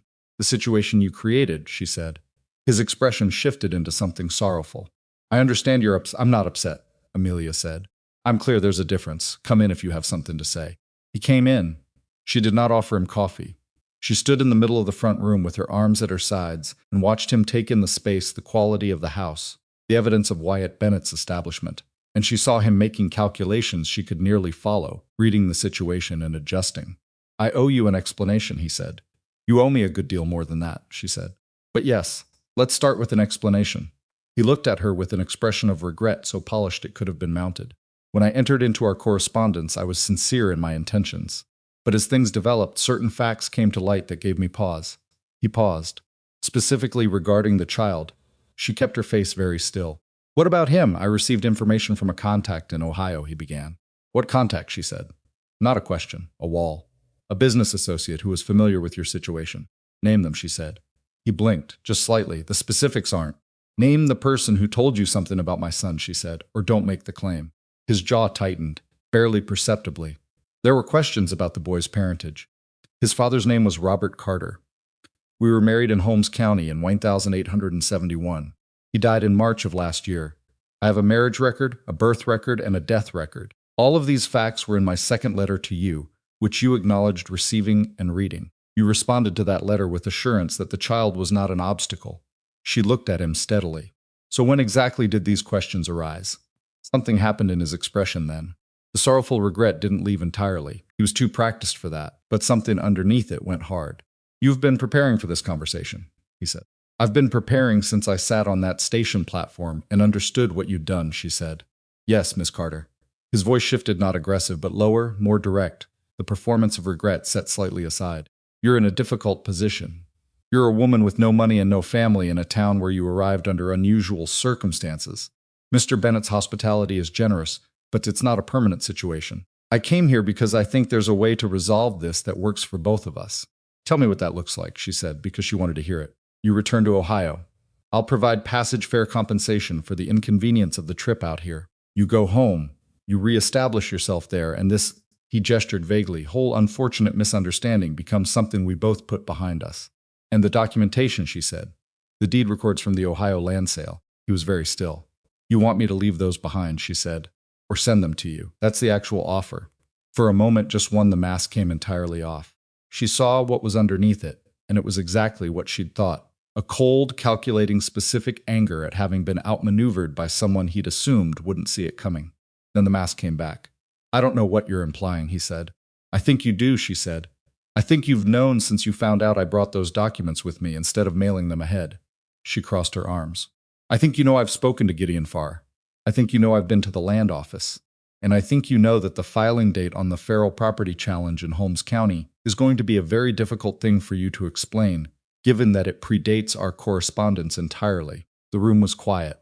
Somewhere in the back of the house, she could hear Hattie moving around in the kitchen. A small, ordinary sound in a moment that was not ordinary at all. "You should be very careful," Hutchins said quietly. "Making allegations you can't substantiate is a serious matter." "I'm not making allegations," Amelia said. "I'm telling you what I know. And I'm telling you that I'm not going anywhere." She held his gaze. "I didn't come all the way to Montana to be paid to disappear. I came here to build a life for my son, and that is what I'm doing. What you did to me and what you're trying to do to the Farrell family, those are two different matters, and I intend to address both of them." He looked at her for a long, careful moment. "The town won't believe you over me," he said. "I've been here for 3 years. You've been here for a week." "We'll see," she said. He left without another word. She stood in the doorway and watched him ride back toward town, and then she closed the door and stood in the front room alone for a minute and let her hands shake, which they'd been wanting to do for the last 20 minutes. Not from fear, exactly. From the specific physical cost of holding yourself completely still when everything in you wants to move. Hattie appeared in the kitchen doorway. "How much did you hear?" Amelia asked. Most of it, Hattie said without apology. Amelia nodded. That was fine. Better, probably. He looked at this house, Hattie said, and he saw something he hadn't accounted for. Wyatt's establishment. A woman who has somewhere to stand. Hattie dried her hands on her apron. That's what scared him. Not the lawyer, not the documents. The fact that you're standing on ground. Amelia thought about that. It was probably right. A woman at a train station with 43 cents was one kind of problem, manageable, temporary, easy to outlast. A woman with a lawyer's documentation and a powerful neighbor and a month's worth of goodwill, built with people like Clara Marsh, was a different kind of problem entirely. She went to check on Noah. He was at the back of the house, sitting on the floor of the small room they'd been sharing, carefully constructing something out of sticks and a piece of twine he'd evidently found somewhere. He looked up when she came in, read her face with that practiced speed, and said, "Was that the man?" She sat down on the floor beside him. What man? The man who didn't come to the station. She had not told him about Hutchins. She'd been careful about how much she said in front of Noah, who appeared to absorb information through the walls if the walls weren't thick enough. "How do you know about that?" she asked. He considered. "Hattie said something to the cat," he said, "about a man who was supposed to come and didn't. You were listening to Hattie talk to the cat. She talks to the cat a lot." He seemed to feel this was its own justification. Amelia looked at what he was building. It appeared to be a fence, small, precisely constructed, the sticks laid with attention. "Yes," she said, "that was him." "He didn't look sorry," Noah said. "No," she agreed, "he didn't." Noah tied a careful knot in the twine. "Are we going to have to leave?" "No," she said, "we are not." He tied another knot. "Are you sure?" She looked at her son, his small, serious face, his careful hands, the way he asked the question without looking up, because he'd learned that sometimes it was easier to hear the answer if you weren't looking directly at the person giving it. "I'm sure," she said. "We've got ground here. We're not leaving it." He nodded once, apparently satisfied, and went back to the fence. Wyatt came back at 4 in the afternoon, still carrying the smell of cold air and horses, and Hattie told him about Hutchins' visit, before Amelia had the chance, which Amelia was slightly annoyed by, and simultaneously grateful for, because she wasn't sure how to begin that conversation without the facts getting ahead of the emotion. He came and found her at the kitchen table, where she was writing a letter to the Farrell family in Holmes County. She'd drafted it twice already. This was the third version, which was sharper than the first two, and less angry than the second. "You all right?" "Yes." He sat down across from her. He didn't ask for the details right away, which she was learning was one of his qualities. He waited for information to come to him rather than extracting it, which meant that when you told him things, you told him at the pace that worked for you. He made an offer, she said without looking up from the letter. "Return to Ohio, passage paid, bring the documents and leave them with him." The whole thing reframed as mutual resolution. "You said no." I said no. She paused. "He said the town won't believe me over him." "He's not entirely wrong," Wyatt said carefully. She looked up. "He's been here 3 years," Wyatt said. "He knows people. He's done business with them. He's built exactly the kind of social standing that's useful in a situation like this. I'm not saying he's right. I'm saying he's accurately describing the difficulty." "I know the difficulty," she said. "I've known the difficulty since I found out what he'd done." She looked back at the letter. "But he needs the town to see me as a dishonest woman for his story to survive. And his story surviving is what protects the Farrell fraud. Everything he's doing here in Blackwater is ultimately about making sure no credible challenge to that Ohio filing can emerge." She paused. "If the town doesn't believe me, it's not just my reputation that suffers. The Farrells lose ground they've worked for 20 years. Wyatt was quiet. "I need to do something public," she said. "Not confrontational. I'm not looking to make a spectacle. But something that puts the documents and the timeline in front of people who matter. Before Hutchins gets to frame this as my word against his." "What did you have in mind?" "Farr could do it," she said slowly, still thinking through it. "He could present the correspondence summary publicly. At a town meeting or a gathering of some kind somewhere that gets the relevant facts in front of people before Hutchins's version sets." She looked at Wyatt. "Is there something like that coming up? Something people would attend naturally without it looking arranged?" Wyatt thought. "Sheriff Aldrich holds a monthly meeting at the courthouse. Anyone can attend. Anyone can raise matters of community concern. It's not formal, but it's attended by most of the property owners and business people in the county." "When?" 2 weeks. "That might be too long," she said. "Hutchins has 2 weeks to solidify his story." "Then we work on the town in the meantime," Wyatt said. "Farr talks to the people he knows. Clara Marsh talks to hers. The summary of the correspondence gets seen by the right people informally before the meeting." She looked at him. "You've been thinking about this." "I've been thinking about it since you told me about the Farrell challenge." He met her eyes. "This isn't just about your reputation anymore. There's a fraud on record in Ohio that affects a real family. Hutchins has to know that if you put that in front of the right people, his challenge collapses, which means he's going to move fast. What does moving fast look like for him? Wyatt's expression was careful, making sure the people who matter in this county hear his version first. He'll start with the bank Marcus Holt, who has his money. Then the property owners he's been friendly with. He'll position himself as a man who made an honest mistake about a woman and is now being unfairly maligned. And me? A desperate woman willing to say anything to secure her position. The word desperate sat between them. I'm not desperate, Amelia said. I know that, Wyatt said. The people who've spent time with you know that. The people he gets to first, who only know what he tells them. He paused. We'll believe whatever narrative feels more comfortable, she finished. A woman who deceived a good man is a simpler story than a land fraud scheme with forged documents. Yes. She looked at the letter in front of her, the third draft sharper than the others. I need to send this today. The post goes out at 5. She picked up her pen. She wrote for 10 minutes without stopping, and when she was done, she read it through once and didn't change a word. It was clear and specific and laid out what she knew about the Farrell challenge and its connection to Dale Hutchins and what documentation she had. It was not emotional. It gave the Farrells facts they could use and an offer Farr's name and address for their lawyers to follow up with. She folded it and addressed it. I'm going to need to go into town again tomorrow, she said. I want to talk to Clara Marsh directly, not through intermediaries. And I want to see what Hutchins has done since he left here. I'll drive you. You don't have to, Amelia, he said, and then seemed to catch himself, because it was the first time he'd used her name without the title in front of it. He adjusted slightly. It's on my way to the feed store. She accepted that fiction without comment. Thank you, she said. The town had the specific texture of a place that knew something was happening and hadn't yet decided how it felt about it. She noticed it the next morning, the way eyes tracked her on the main street, not unkindly, but with the alert attention of people who had heard two different things and were holding them up against each other. Some of them had clearly heard Hutchins's version. Others had clearly heard Clara Marsh's version or some fragment of it. A few looked at her with the frank curiosity of people who hadn't heard anything but had noticed she was someone worth noticing. Clara met her at the door of the hardware store before she'd had to knock. He was at the bank yesterday afternoon, Clara said, without preamble. Marcus Holt and 3 of the county's largest property holders. Meeting ran an hour. What came out of it? I don't know yet. But Holt's wife is a friend of mine, and she said Marcus came home quiet. Clara looked at her steadily. Quiet usually means he heard something that's sitting uncomfortably with him or with what he was told. That I can't say yet. They went inside. Clara's husband, a round, good-natured man named Bernard Marsh, was in the back and showed no sign of emerging, which Amelia suspected was arranged. I want to show the summary to you properly, Amelia said. Not just tell you what it says. The actual document, the dates, the language Hutchins used in his letters versus what he told people before I arrived. She opened her bag. I want you to see it the way Farr laid it out, because the gap between what he wrote to me and what he told your community is it's not subtle. When you see it side by side, it's not subtle at all. Clara sat down on the stool behind the counter. She took the summary in both hands. She read slowly. Amelia waited. There was a particular moment about halfway through where Clara's expression changed. Not dramatically. A tightening around the eyes, a slight set to her jaw.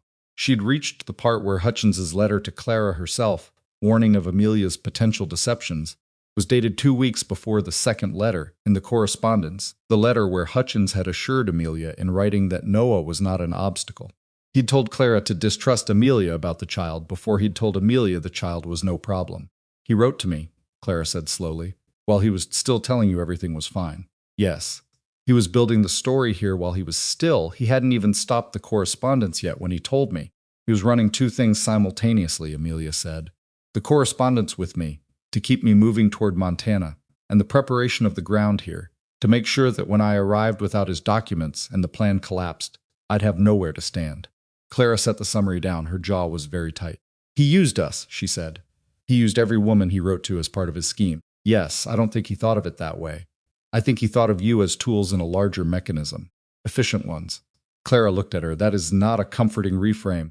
I know. I'm not trying to comfort you. I'm trying to make sure you see the full picture. Because the full picture is what's going to matter when this comes in front of people. The meeting, Clara said. Farr will present the correspondence summary. The dates, the contradictions, all of it. I'll be there. I'm not going to speak to defend my own reputation in some general way. I'm going to present specific facts in a specific order and let people draw their own conclusions. She paused.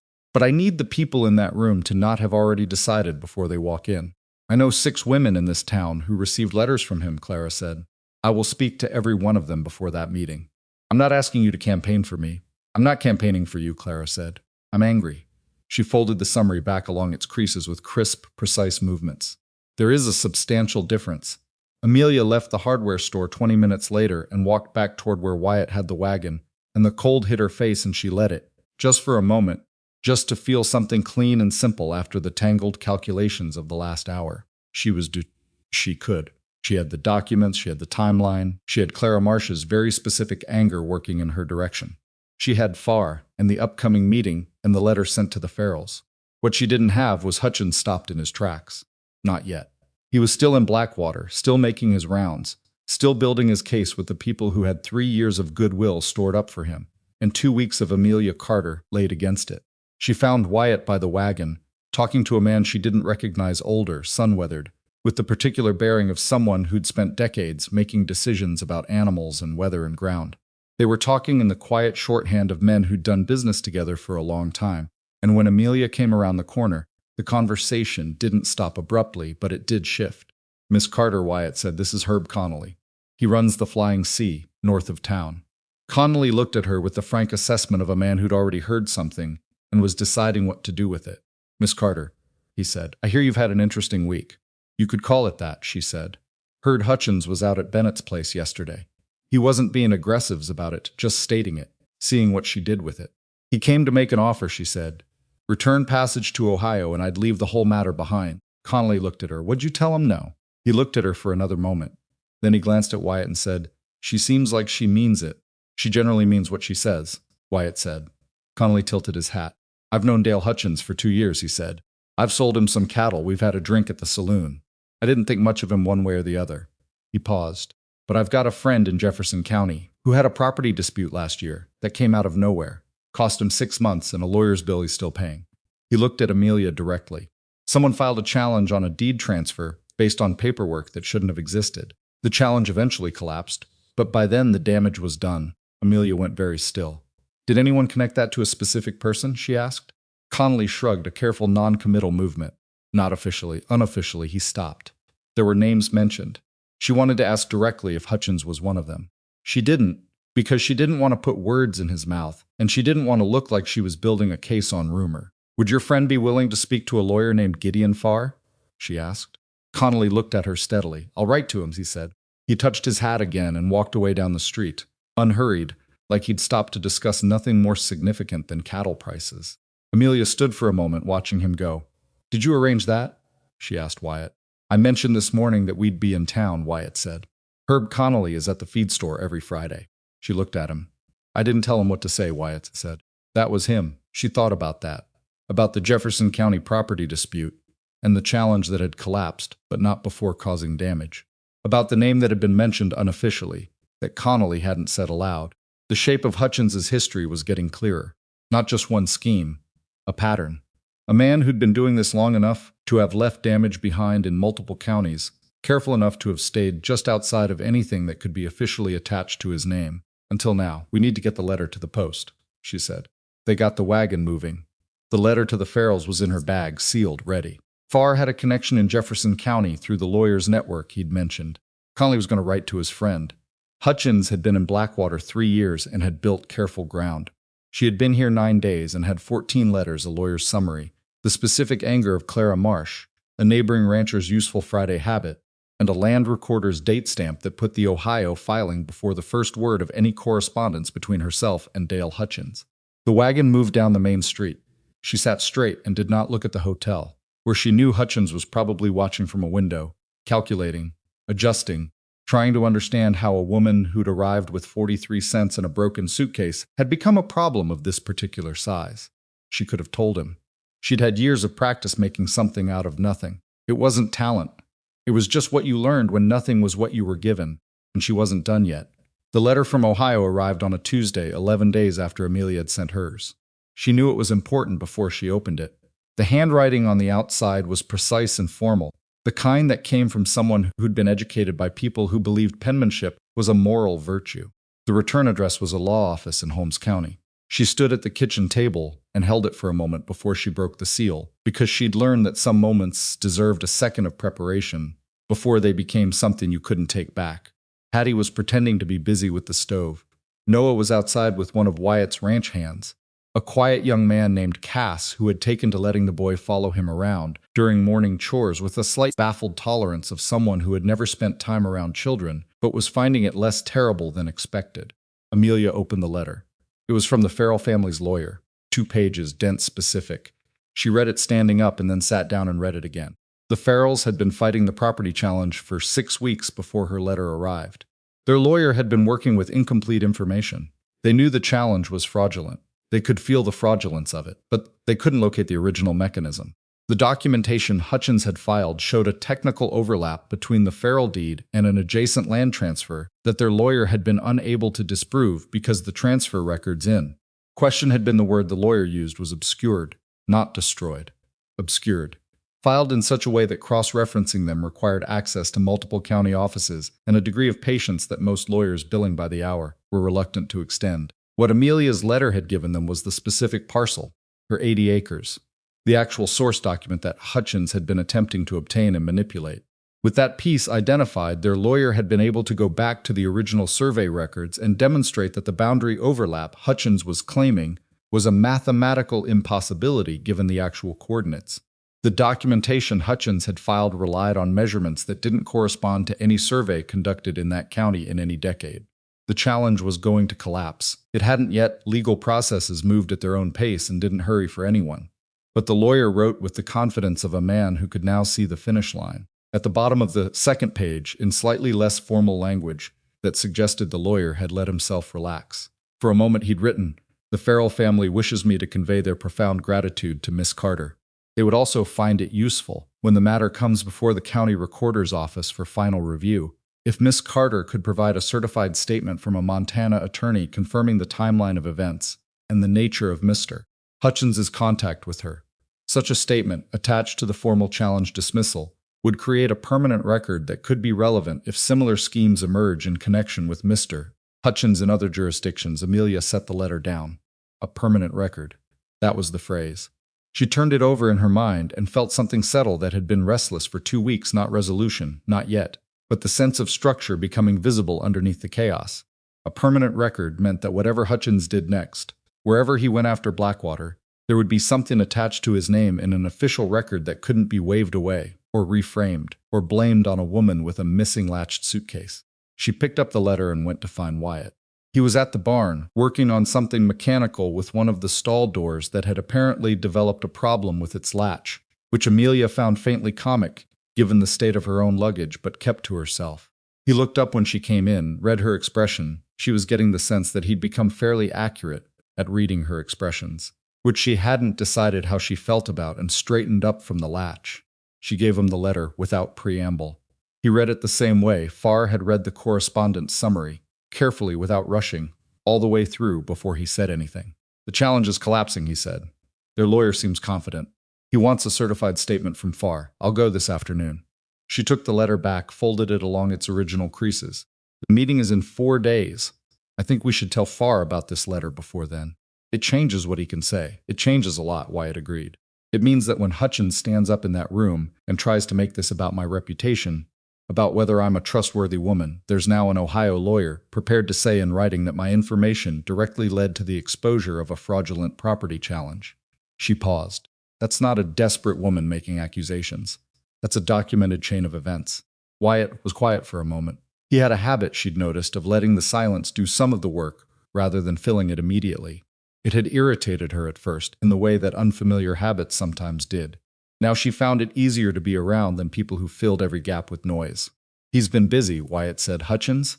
He had breakfast at the hotel with Marcus Holt on Monday. He's been at the saloon most evenings, talking with whoever's there. Yesterday afternoon he went to the county assessor's office." He paused. "I don't know what for." Amelia thought about that. "The assessor's office handled property valuations and tax records. He's looking for leverage," she said. "Something he can use at the meeting. If he can't discredit me personally, he'll try to complicate the picture, raise questions about Bennett's land, or Farr's standing, or find some technicality that muddies the water enough that people can't see clearly." "My land is clean," Wyatt said. "Has been for 15 years. I know that. He's not looking for something real. He's looking for something that sounds real long enough to distract people." She pressed the letter flat against her side. He's preparing to lose the personal argument and pivot to something else. I need to be ready for what that something else is. How? By making sure the meeting focuses on documents, not on stories. She met Wyatt's eyes. Stories you can argue with. Documents have dates and signatures. She went to Farr that afternoon, and the conversation took an hour and came out exactly where she'd hoped it would. Farr read the Ohio letter with the focused absorption of a man who understood that good documentation was the closest thing to solid ground that the law provided. And by the time he set it down, he'd already started restructuring in his head what he would present at the meeting. The Ohio matter is the linchpin, Farr said.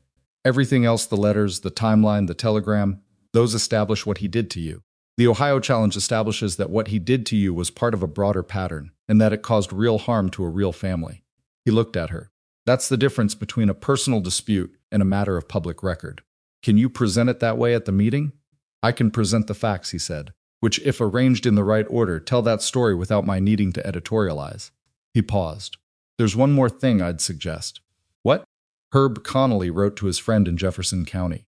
I received a response this morning. He opened a drawer and produced a letter newer looking than the Ohio one. The friend's name is Patterson. He lost 6 months and substantial money to a property challenge 3 years ago. The challenge eventually failed, but the documentation behind it, when Patterson's lawyer examined, it showed the same technical irregularity. Boundary measurements that didn't correspond to any official survey. The same irregularity, the same method, 3 years ago, Amelia said. Before Hutchins came to Blackwater, the Jefferson County business was his previous location. Farr looked at her steadily. He didn't develop this scheme here. He brought it with him. She sat with that for a moment. A man who moved between places, leaving a trail of property challenges and fraudulent filings, each one carefully structured to be difficult to connect to his name. Staying long enough to establish credibility, then moving before the pattern became visible. Blackwater was the third location she knew about. Possibly not the last he'd intended. Is Patterson willing to provide a statement, she asked. His lawyer is already drafting one. She looked at Farr's desk, at the stack of documents that had accumulated over the past 2 weeks. The correspondence summary, the Ohio letter, the Jefferson County response, the telegram copy, all of it sitting there in order, dated, signed, cross-referenced. He thought he was dealing with one woman at a train station, she said quietly. He was, Farr said. That's what he miscalculated. The night before the meeting, Amelia couldn't sleep. She in the small room with the blue and white quilt, and listened to Noah's even breathing from his side of the room. She'd moved his cot in when the nights got colder, and he'd accepted the change with the adaptability of a child who had moved enough times to understand that sleeping arrangements were negotiable, and she went through it all in her head. Not because she needed to review it, because the mind had its own agenda at 2 a.m. and didn't take requests. She thought about what Hutchins might do that she hadn't accounted for. That was the exercise, not reviewing what she knew, but looking for the gaps. He'd had 4 days since she'd been to the assessor's office. 4 days to find something in the county records he could use. She couldn't know what he'd found. She could only be as prepared as the documents allowed. She thought about Noah, who had that morning asked Wyatt to explain how fence posts were set in frozen ground, and had listened to the answer with an attention that made Wyatt. And she'd watched this happen slow down, and find better words for something he'd probably done by instinct. For so long he'd stopped thinking about it. She thought about how Noah had that effect sometimes, the way his serious questions made adults reach for more precision than they usually bothered with. She thought about how he'd slept through every night this week without waking up once, which hadn't happened since Ohio. She didn't let herself think about what that meant. It was a fact. She filed it away. At some point she fell asleep, which she only knew because the light was different when she opened her eyes, and the sound from the kitchen was Hattie starting the stove. The courthouse was a single-story building with more ambition in its construction than the rest of Blackwater could quite match. Someone had invested in it with an eye toward permanence, the way you did when you believed a town was going to be there long enough to need official things done in an official way. By the time Amelia arrived with Wyatt and Hattie, Noah was with Cass at the ranch, an arrangement that had been negotiated the previous evening with more seriousness on Noah's part than the situation strictly required. The room was already 2/3 full. She felt the attention when she walked in. Not hostile, not exactly, but present, alert. The room was doing what rooms did when something had been anticipated. Everyone positioned to see. Everyone making the calculations of where to look without appearing to be looking. Clara Marsh was there with Bernard, and she gave Amelia a nod that communicated more than social acknowledgement. Herb Connolly was near the back with 2 other men she recognized as neighboring ranchers. Marcus Holt from the bank was in the front row with his wife, who had the tight expression of a woman who'd spent a week being married to someone who came home quiet. And Hutchins was there. He was standing near the left wall with two men she didn't recognize, business associates, she assumed, people who'd heard his version and were present as a show of support. He was dressed carefully, his manner composed and easy, and when their eyes met across the room, he gave her a small nod that was so precisely calibrated between civility and condescension that she almost admired the craftsmanship of it. She nodded back and looked away. Sheriff Aldrich, who ran these meetings with the comfortable authority of a man who'd been doing it long enough that he didn't need to perform it, called things to order after another 10 minutes. He was a broad man, gray-haired, with the direct gaze of someone who didn't particularly enjoy political situations, but understood they were part of the job. "We've got several matters on the agenda tonight," he said. "I'm told there's a community matter involving some recent arrivals and some correspondence that people think needs to be addressed publicly. We'll take that first and see where we land." He looked around the room. "Mr. Farr, I understand you've prepared something." Farr stood up. He was carrying the folder that Amelia had watched him assemble over 10 days of careful work, and he stood at the front of the room with the unhurried confidence of a small man who had learned that certainty was more persuasive than volume. "Thank you, Sheriff. I'll try to be efficient." He opened the folder. "Most of you are aware that approximately 2 weeks ago, a woman named Amelia Carter arrived in Blackwater on the afternoon train as the intended bride of Dale Hutchins, a man known to most of you. Mr. Hutchins was not at the station. A telegram was subsequently provided to Miss Carter, in which Mr. Hutchins cited unspecified concerns about her representations of her circumstances as the reason he would not honor their arrangement. The room was very quiet. "I want to walk through the documented record of that correspondence," Farr continued, "because there are specific contradictions between what Mr. Hutchins has said publicly and what the written record shows. This is not about opinion or impression. These are dates and signatures." He was methodical and clear. He presented the second letter, Amelia's disclosure of Noah Hutchins's written acknowledgement.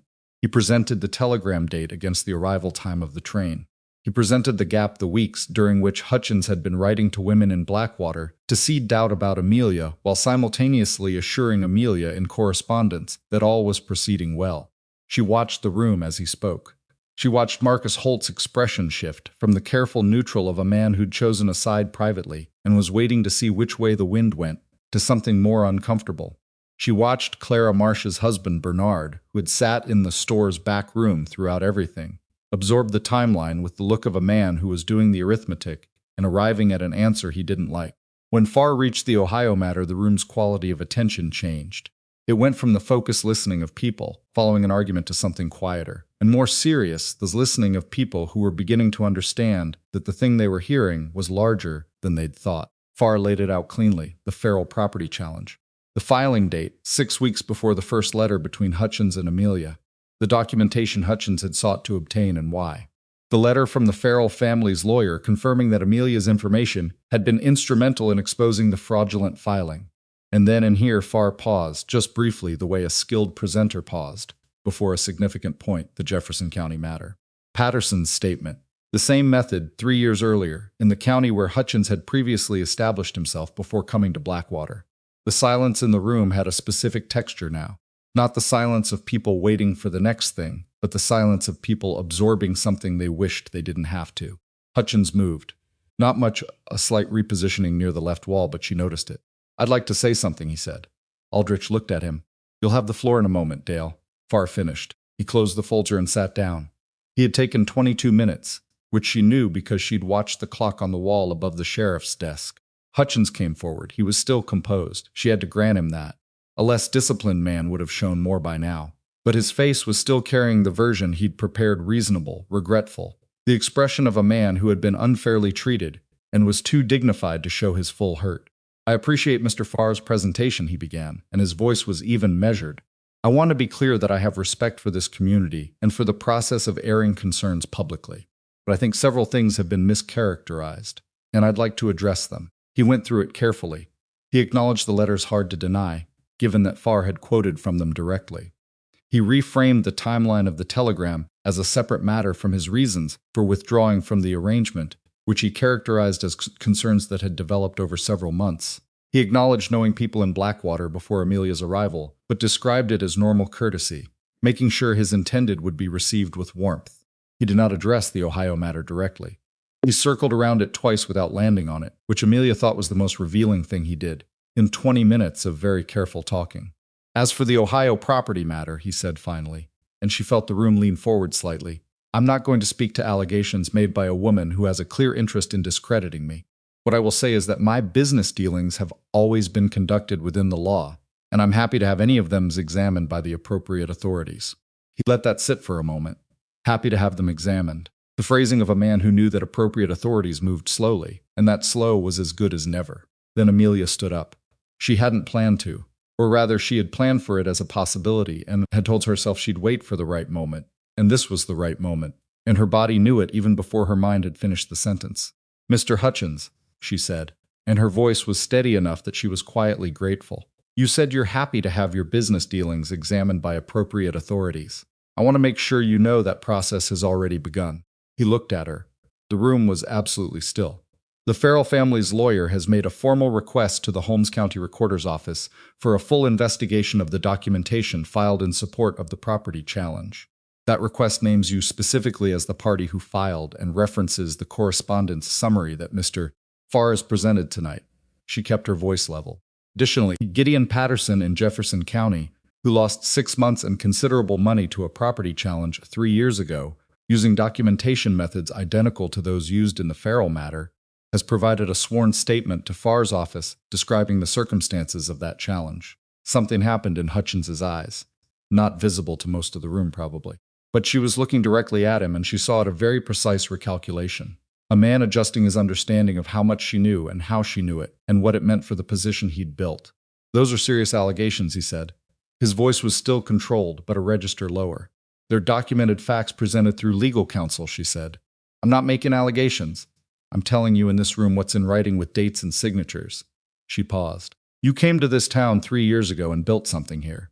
People trusted you because you were careful and patient about building that trust. I understand why it's difficult to hear that it may have been built for a specific purpose. She looked around the room briefly, not to play to the audience, but because she meant what she was about to say for all of them. I didn't come to Blackwater to destroy anyone's reputation. I came here because a man told me in 14 letters that there was a home and a future here for my son and me. What I found instead was a scheme that had nothing to do with me personally and everything to do with paperwork I happened to possess. She sat down. The room was quiet for a long moment.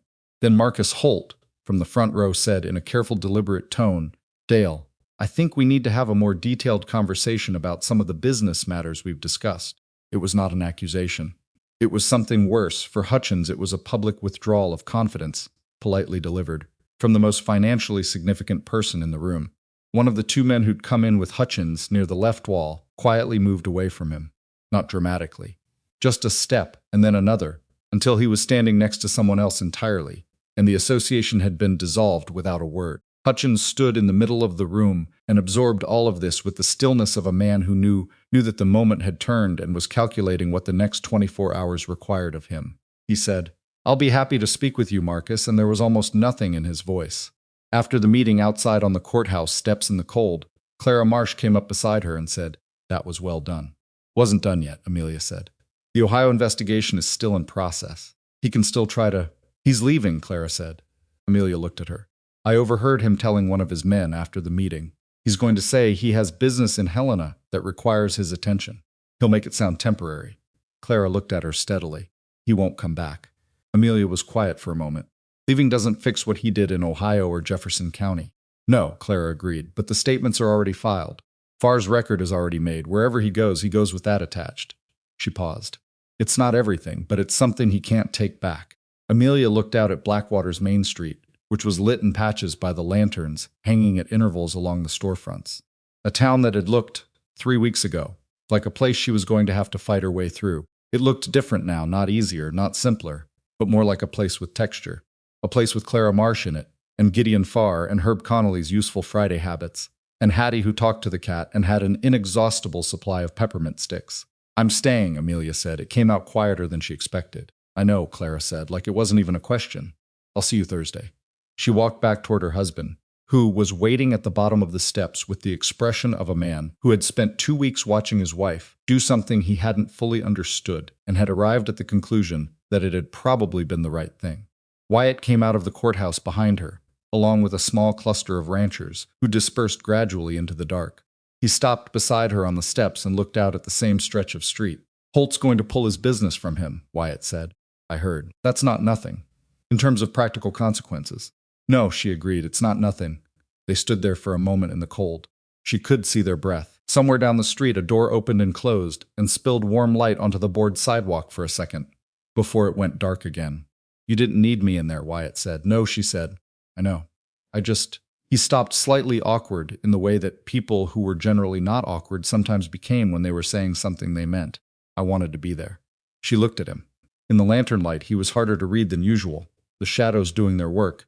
But she'd spent enough time around him by now to know the difference between the stillness of a man who had nothing to say and the stillness of a man who was being careful about what he said. "I'm glad you were," she said. It was honest and it was enough, and she didn't add anything to it. They walked to the wagon. Noah was asleep when they got back, Cass reported, adding that he'd been asleep since about 7:30 and had requested, before going to sleep, to know whether the brown horse had a name, and if not, whether he could name it. Cass had told him the horse's name was Copper. Noah had apparently found this acceptable and gone to sleep immediately. Amelia stood in the doorway of the small room and looked at her son in the lamplight from the hall, one arm flung wide as usual, entirely committed to unconsciousness as usual. His shoes were by the cot in a pair, which meant he'd taken them off himself, which was not always the case. She stood there and let the last few hours settle into their proper weight. Not lighter than she'd expected, the Ohio matter was still in process, and Hutchins might fight the investigation even from a distance. And there were legal timelines that didn't care about anyone's sense of resolution. But the shape of it was visible now in a way it hadn't been 3 weeks ago. It had structure, it had documentation, it had a permanent record, which was the thing that mattered most when people like Hutchins counted on everything going unrecorded. She heard Wyatt in the kitchen, the sound of the stove door, water being poured, the ordinary sounds of a man winding down his evening. He'd been nothing she'd expected. She'd arrived in Montana, braced for something she'd have to fight or navigate around, and what she'd found instead was a man who stood beside her without standing in front of her. She didn't know what to do with that exactly.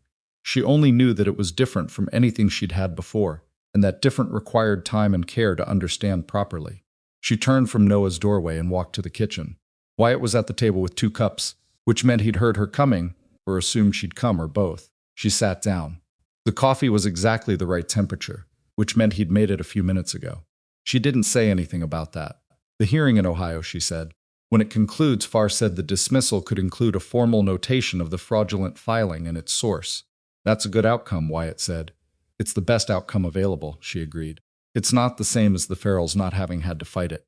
But it's a record." She wrapped both hands around the cup. "The Farrells wrote in the letter that they'd like to meet me someday," they said. She stopped. The lawyer's exact phrase was, they expressed admiration for a woman who looked at her own complicated situation and still managed to see someone else's. Wyatt was quiet.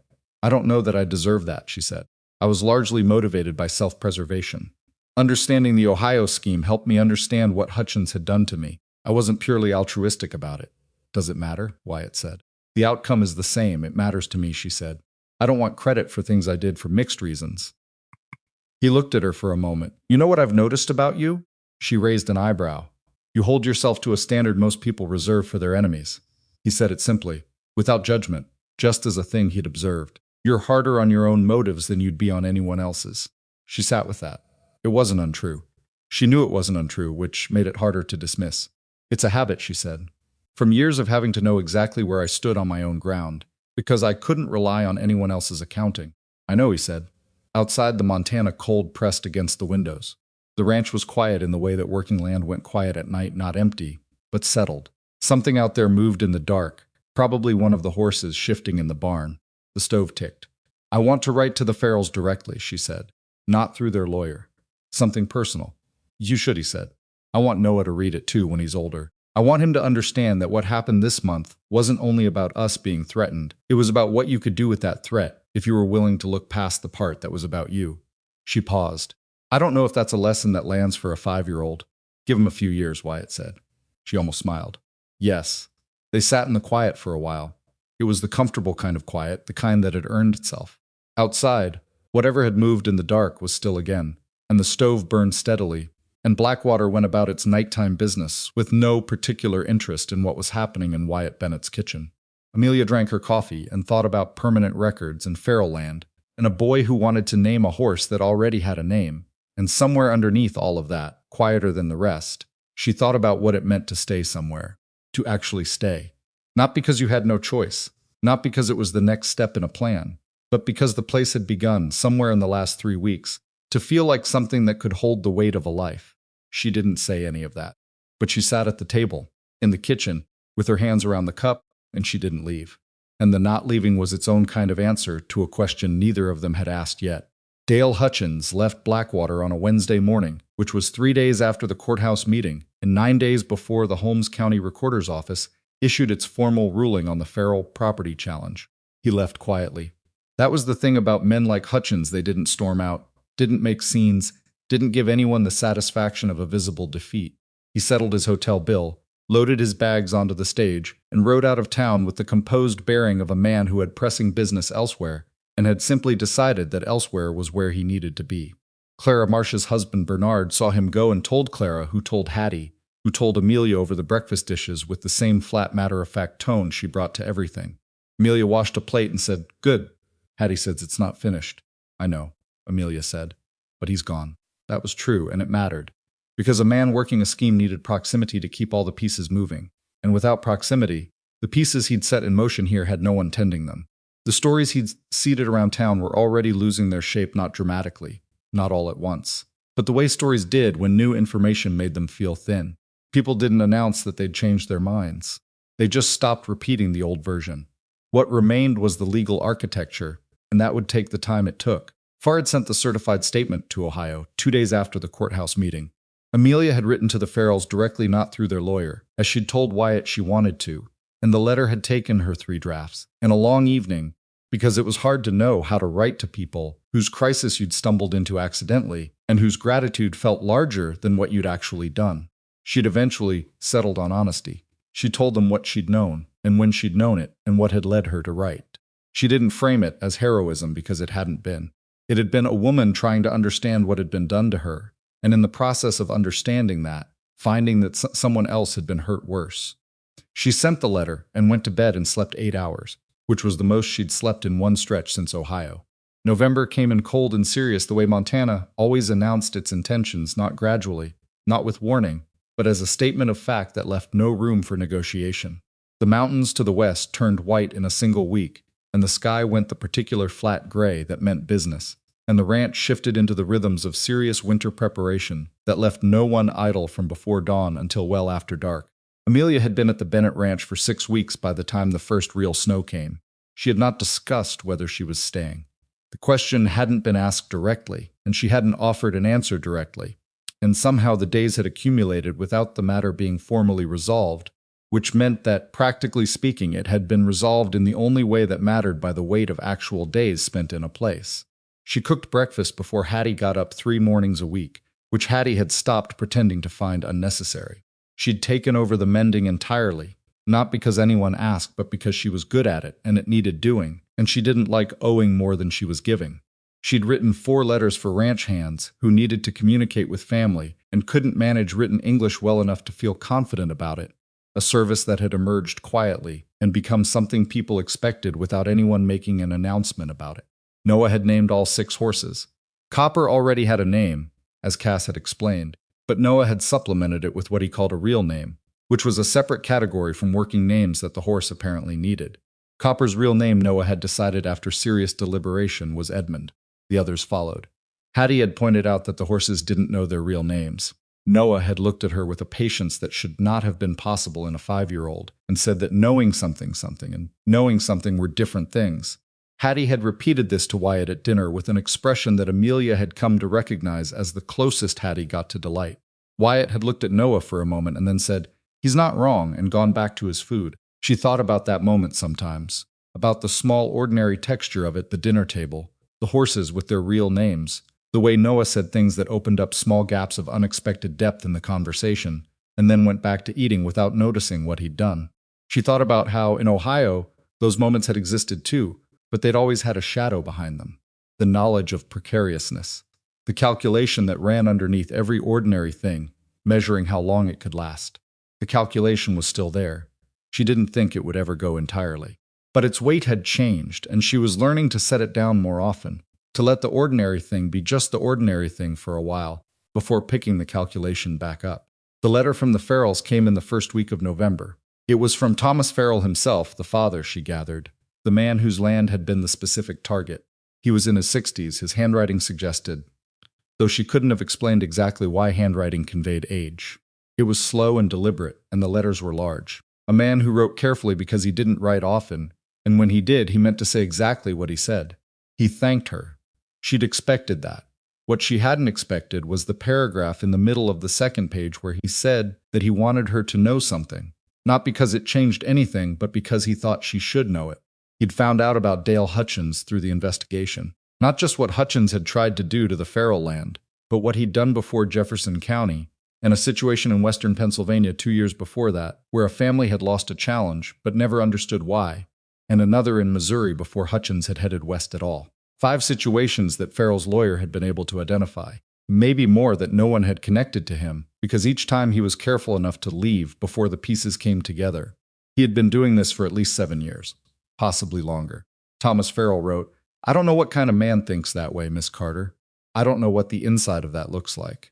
What I know is that you are the first person who was in a position to see it, and who chose to do something about it, and that matters even if the law is slow about it. My family has worked this land for 20 years. My children grew up on it. Whatever happens from here, we know what happened, and we know who helped us know." She read it twice. Then she folded it and put it with the letters she kept in order in the small box she'd acquired for the purpose, and she went and found Noah at the back of the house, where he was engaged in some construction project with Cass that involved lumber scraps and a great deal of consultation, and she watched him for a minute from the doorway before she went back inside. 7 years. Families who'd lost challenges they never understood. A man careful enough to stay just outside the reach of anyone who might put it together. Until he'd made the mistake of targeting a widow who made copies of her correspondence and didn't mail her original documents by post, and had, when abandoned at a train station with 43 cents and no plan, decided that the most practical thing she could do with her situation was understand it completely. She didn't feel triumphant. She felt something more complicated than that something that had grief in it belongs to the satisfaction. Grief for the families in Missouri and Pennsylvania and Jefferson County who'd never gotten an answer, who'd lost money and time and in some cases land itself, and who would probably never know why. She couldn't fix that. She could only be clear-eyed about what she'd been able to reach and honest about what remained beyond it. The formal ruling came on a Thursday, the kind of flat, cold day that Montana produced with no particular fanfare. Farr sent a messenger to the ranch, a boy on a fast horse, which she'd later learn was Farr's way of communicating that the news was worth the urgency, with a letter that was 2 sentences long. The Holmes County Recorder's Office has formally dismissed the Hutchins property challenge against the Farrell parcel. The dismissal includes a notation of fraudulent documentation and has been referred to the county attorney's office for further investigation. She stood in the yard and read it twice and then looked at the mountains. Referred to the county attorney.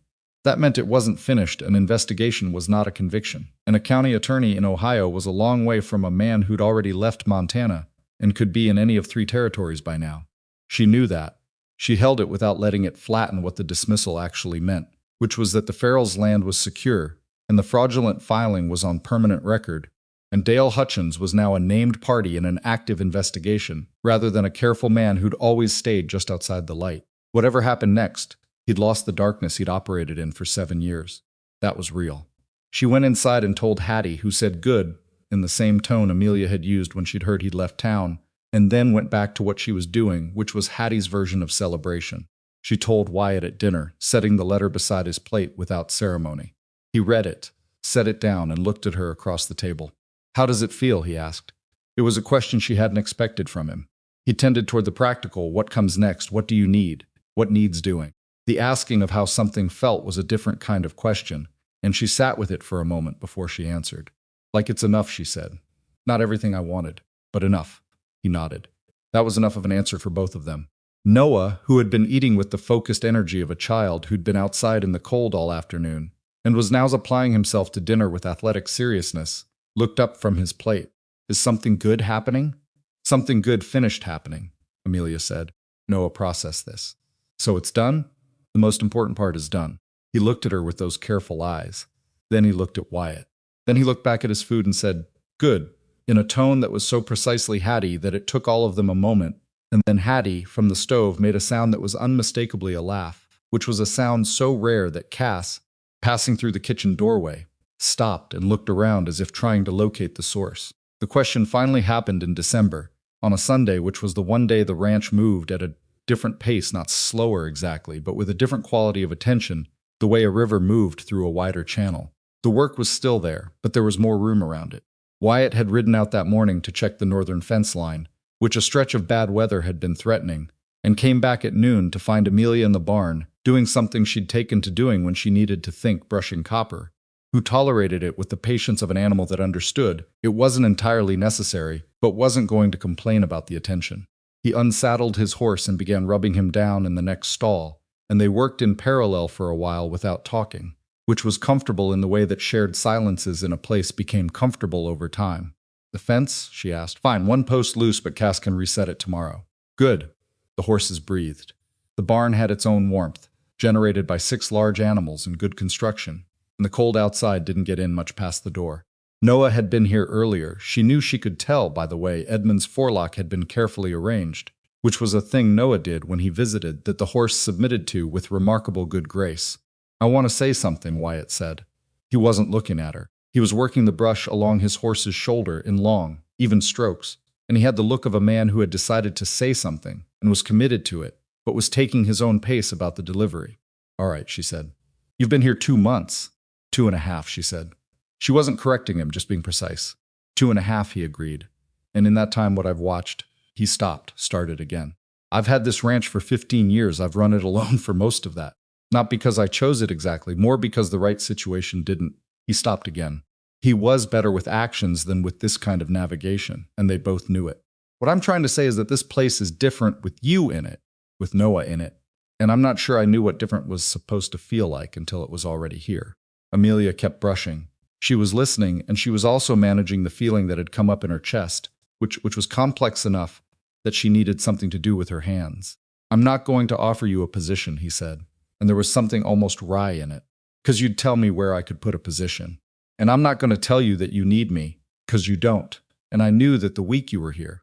What I want to tell you is," he finally turned and looked at her directly, "I'd like you to stay. Not as a guest, not on any terms that put you in debt to me, but as someone who is here because she chose to be here, and he paused, who I would very much like to keep choosing to be here." The barn was quiet except for the animals and the winter wind outside, and the distant sound of something in the yard that was probably Cass. She looked at Wyatt Bennett, who had stopped his wagon for a crying woman at a train station, for no better reason that he wasn't made of stone, and the woman had a 5-year-old boy, who had offered a room with no conditions and kept them, who had driven her to lawyers and held his position behind her without stepping in front of her, who had known when to talk and when to let the silence work, who had put Noah on a horse in the cold and answered questions about whether cows dreamed with the same seriousness Noah had brought to the asking, who had looked at her in those first days not as a problem to be solved or a situation to be managed, but as a person trying to work out what came next.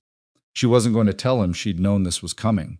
She had known, or suspected, or felt it gathering for weeks the way you felt weather before it arrived. She wasn't going to tell him it was easy, because it wasn't easy. She was a woman who'd been hurt before by attaching her future to someone else's, and the scar tissue of that was real, and would not simply dissolve because a man turned out to be decent. What she was going to tell him was the truth. "I've been trying to leave a door open," she said. "Not because I wanted to leave, because I needed to know I could." She looked at the brush in her hand for a moment. "My whole life, every time I've been in a situation where someone else held the terms, it's gone badly. So I kept the door open." "I know," he said. "I'm not ready to close it," she said. "But she took a breath. "I'm not standing next to it anymore either." He was quiet, waiting. "I want to stay," she said. "That's true. And not because I don't have options now. I have more options than I came here with. I could go. Farr has work he says he could regularize if I wanted to work as a correspondence secretary for his practice. Clara Marsh offered me something similar. I'm not here because I have nowhere else to be." She looked at him. "I'm here because this is where I want to be, this ranch, this town. Noah asleep in that room with 6 horses who all have secret names." She paused. "You." Wyatt held her gaze for a long moment, the sort of moment that didn't need words to have meaning. "Okay," he said. She almost laughed. "That's what you have to say." "I'm better at showing up than at speeches," he said. "You've probably noticed." "I've noticed," she said. She went back to brushing copper. After a moment, he went back to his horse. and they finished the work in the easy quiet of a barn in winter, in a way that was not romantic and not dramatic, and was nevertheless the most solid thing she'd felt in years, the specific solidity of two people who had decided without ceremony that they were going to try to build something together, she told Noah that evening.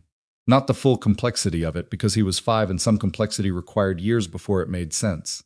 She told him that they were going to stay at Wyatt's ranch, that this was going to be their home, that Wyatt had asked them to stay, and she had said yes. Noah was in his socks on the floor of the small room with Edmund's bridle, which Wyatt had given him to clean, a task he executed with the thoroughness he brought to things he took seriously, and he processed this information without looking up from the leather. After a moment, he said, "Edmund will like that." "Is Edmund your favorite?" she asked. "He's Copper's real name," Noah said, with the patient clarity of someone explaining a thing for the second or third time. "That's different from favorite." "Right," she said. "I forgot." He worked the cloth along the bridle. Then he said, "Is Wyatt going to be my father?" She had prepared herself for this question, and still found that preparation hadn't fully covered the actual arrival of it. "That's something we'll figure out together," she said. "All 3 of us, there's no rush." Noah considered this. "He answers questions the right way," he said. "What's the right way?" "Like he thinks about them." He turned the bridle in his small hands. "Some people just say things. He thinks first." She sat beside him on the floor. "You like him?" "Yes." He said it simply, without qualification, which was how Noah said things he'd already decided about. "He's a good man." She looked at her son's serious profile, the careful way he worked the cloth into the stitching of the leather. This child who had been frightened and withdrawn when they'd arrived, who had cried at a train station in a town where no one knew them, who had spent 5 years learning to read rooms and calibrate himself to the uncertainty of the adult world around him, who was now cleaning a bridle on the floor of a ranch house in Montana and talking about a horse's secret name with complete confidence that it was a reasonable thing to care about. Children recovered. She'd known that in the abstract, and she knew it now in the specific concrete reality of a boy who had stopped holding his shoulders up around his ears. "I think he's a good man too," she said. Noah nodded once, returned to the bridle, and that was the end of the conversation. Spring arrived late, which Wyatt said was usual, and which Amelia had no frame of reference for but had decided to believe. When it came with the specific insistence of a Montana spring, not gentle, not gradual, but a sudden assault on the cold that had established itself for 5 months, the ground softening, the creek at the ranch's eastern edge going loud with snowmelt, the horses restless and interested in a way they hadn't been since October. Noah turned 6 in April. Hattie made a cake that she described as practical, by which she meant it was not decorated but was excellent, and Wyatt gave him a pair of gloves that fit, which was apparently not as easy to accomplish as it sounded since Noah's hands were a specific and unusual size that resisted standard measurements. Cass made him a small wooden horse that was clearly meant to be Edmund, though the resemblance was approximate. Clara Marsh came with her husband Bernard, and Herb Connolly sent a gift of peppermint sticks through the post with a note that was 3 words long remembered. You liked these, which delighted Noah to a degree that seemed out of proportion to the gift and was therefore exactly the right response. Amelia stood at the edge of the yard and watched her son run in the spring grass with the light in his face. And she thought about the morning he'd stood on a train platform in a town he'd never seen and held 2 of her fingers because that was all he could reach. She thought about 43 cents and a broken latch. She thought about what it meant to arrive somewhere with nothing and leave nothing being a relative concept, because nothing had turned out to mean no money, no plan, no certainty. It had not meant no capacity, no judgment, no letters kept in careful order. It had not meant no ability to see a situation clearly and take it apart and understand it. Those things had been there all along, carried like everything you carry that you don't list when someone asks what you have. She had been taught, by circumstance and by the specific failures of the years behind her, to understand herself as someone who moved through other people's structures. A wife within a marriage, a widow within a community's expectations, a mail-order bride within an arrangement someone else had designed for someone else's purpose. She had spent years being the thing inside someone else's frame, and it had taken a man failing to show up at a train station, a man who'd designed an elaborate scheme that had nothing to do with her as a person, and everything to do with what he could extract from her too. Make her see that the frame had never been the thing. She had always been the thing. That was not a comfortable lesson. It had not come with instructions or gentle guidance. It had come with 43 cents and a cold platform and a child's hand on 2 of her fingers. But here she was. In June, Farr wrote to tell her that the Holmes County Attorney's Office had formally charged Dale Hutchins with fraudulent filing and document manipulation. Hutchins had been located in Idaho and was contesting extradition, which meant the legal process would continue to be slow and uncertain. Farr wrote his assessment without false optimism. He didn't know how it would resolve, and she appreciated that he didn't pretend otherwise. What he did know was that the charges were real and filed and attached to Hutchins's name, and that the fraudulent filing dismissal in the Farrell matter was part of the formal record, and that the Farrell family had their land. She wrote back and said, "That's enough. It's enough for now." She meant it. She had learned something in the past months about the difference between justice and completion. Justice was slow and imperfect, and sometimes it didn't arrive in a satisfying shape. Completion, the sense that everything was resolved and accounted for and tied off, was mostly a story people told themselves to make the ending feel cleaner than real endings actually were. The Farrells had their land. The record existed. Hutchins had lost the darkness he'd relied on. 5 families in 5 different places would never know what had happened to them, and she couldn't reach that. And holding herself responsible for what she couldn't reach would only hollow out what she'd actually done. What she'd actually done was enough. She was going to keep saying that until she believed it all the way down. She and Wyatt married in September, a year and 2 weeks after she'd arrived at Blackwater's train station. It was not a large ceremony. Neither of them wanted a large ceremony, and when they discussed it, the discussion had been brief and aligned in a way that had made both of them recognize that they'd made the right decision. They went to the justice of the peace in town with Hattie and Clara Marsh and Herb Connolly as witnesses, and Noah in a clean shirt and his shoes on the correct feet, which he had managed on his own. Afterward, at the ranch, Hattie made food that was excessive in quantity and exactly right in every other respect, and people came and sat at the long pine table and talked, and at some point in the evening Noah fell asleep on the bench with his head in Hattie's lap, which Hattie allowed with the expression of someone who was going to deny it later, but was not presently inclined to move. Amelia stood with Wyatt at the edge of the room and looked at the table full of people, and felt something she didn't have a word for exactly, not happiness, which was too simple, not relief, which was too low. Something that had the weight and texture of a life that had actually been built. Not received, not fallen into, not survived by accident. Built, piece by piece, document by document, conversation by conversation. Through months of choosing to stay and choosing to work, and choosing not to be the story that someone else had tried to write for her. "You're very quiet," Wyatt said. "I'm thinking," she said. "About what?" She looked at her son asleep in Hattie's lap, at Clara Marsh laughing at something Bernard had said, which was rare enough that the sound made people near her smile without knowing why. At the long table in the warm room and the world outside, where the mountains were doing what the mountains did. Implacable and permanent and completely indifferent to the small human business happening at their feet. "About the train station," she said. "That first day. I was sitting on that bench trying to figure out what I had left." She paused. "I kept thinking I had nothing, and I had so little that it was almost true. But I had the copies of the letters. I had Noah. She stopped. I had been myself for 27 years, and I knew how to do that. I just needed somewhere to do it." Wyatt looked at her with the expression she'd come to know best, not soft, not sentimental, but genuinely attentive. The look of a man who listened because he actually wanted to hear what you were saying. "You gave me somewhere," she said. "You gave yourself somewhere," he said. "I just happened to have the space." She thought about that, about what it meant to be given a place to stand versus choosing to stand there, about the difference between rescue and opportunity, and how much of her own life she'd spent confusing the two, waiting to be rescued when what she actually needed was the chance to use what she already had. There was no clean lesson in it. Life didn't package itself that way, didn't hand you the understanding at the end with a bow on it. You worked it out in pieces, in the specific moments that cracked something open. In the conversations you had at kitchen tables at 2 a.m, in the decision to not run when running would have been easier. She'd run before, more than once. She'd left places and people and situations she should have stood in, because standing felt impossible and running felt like survival. Sometimes it had been survival. She didn't regret every time she'd left.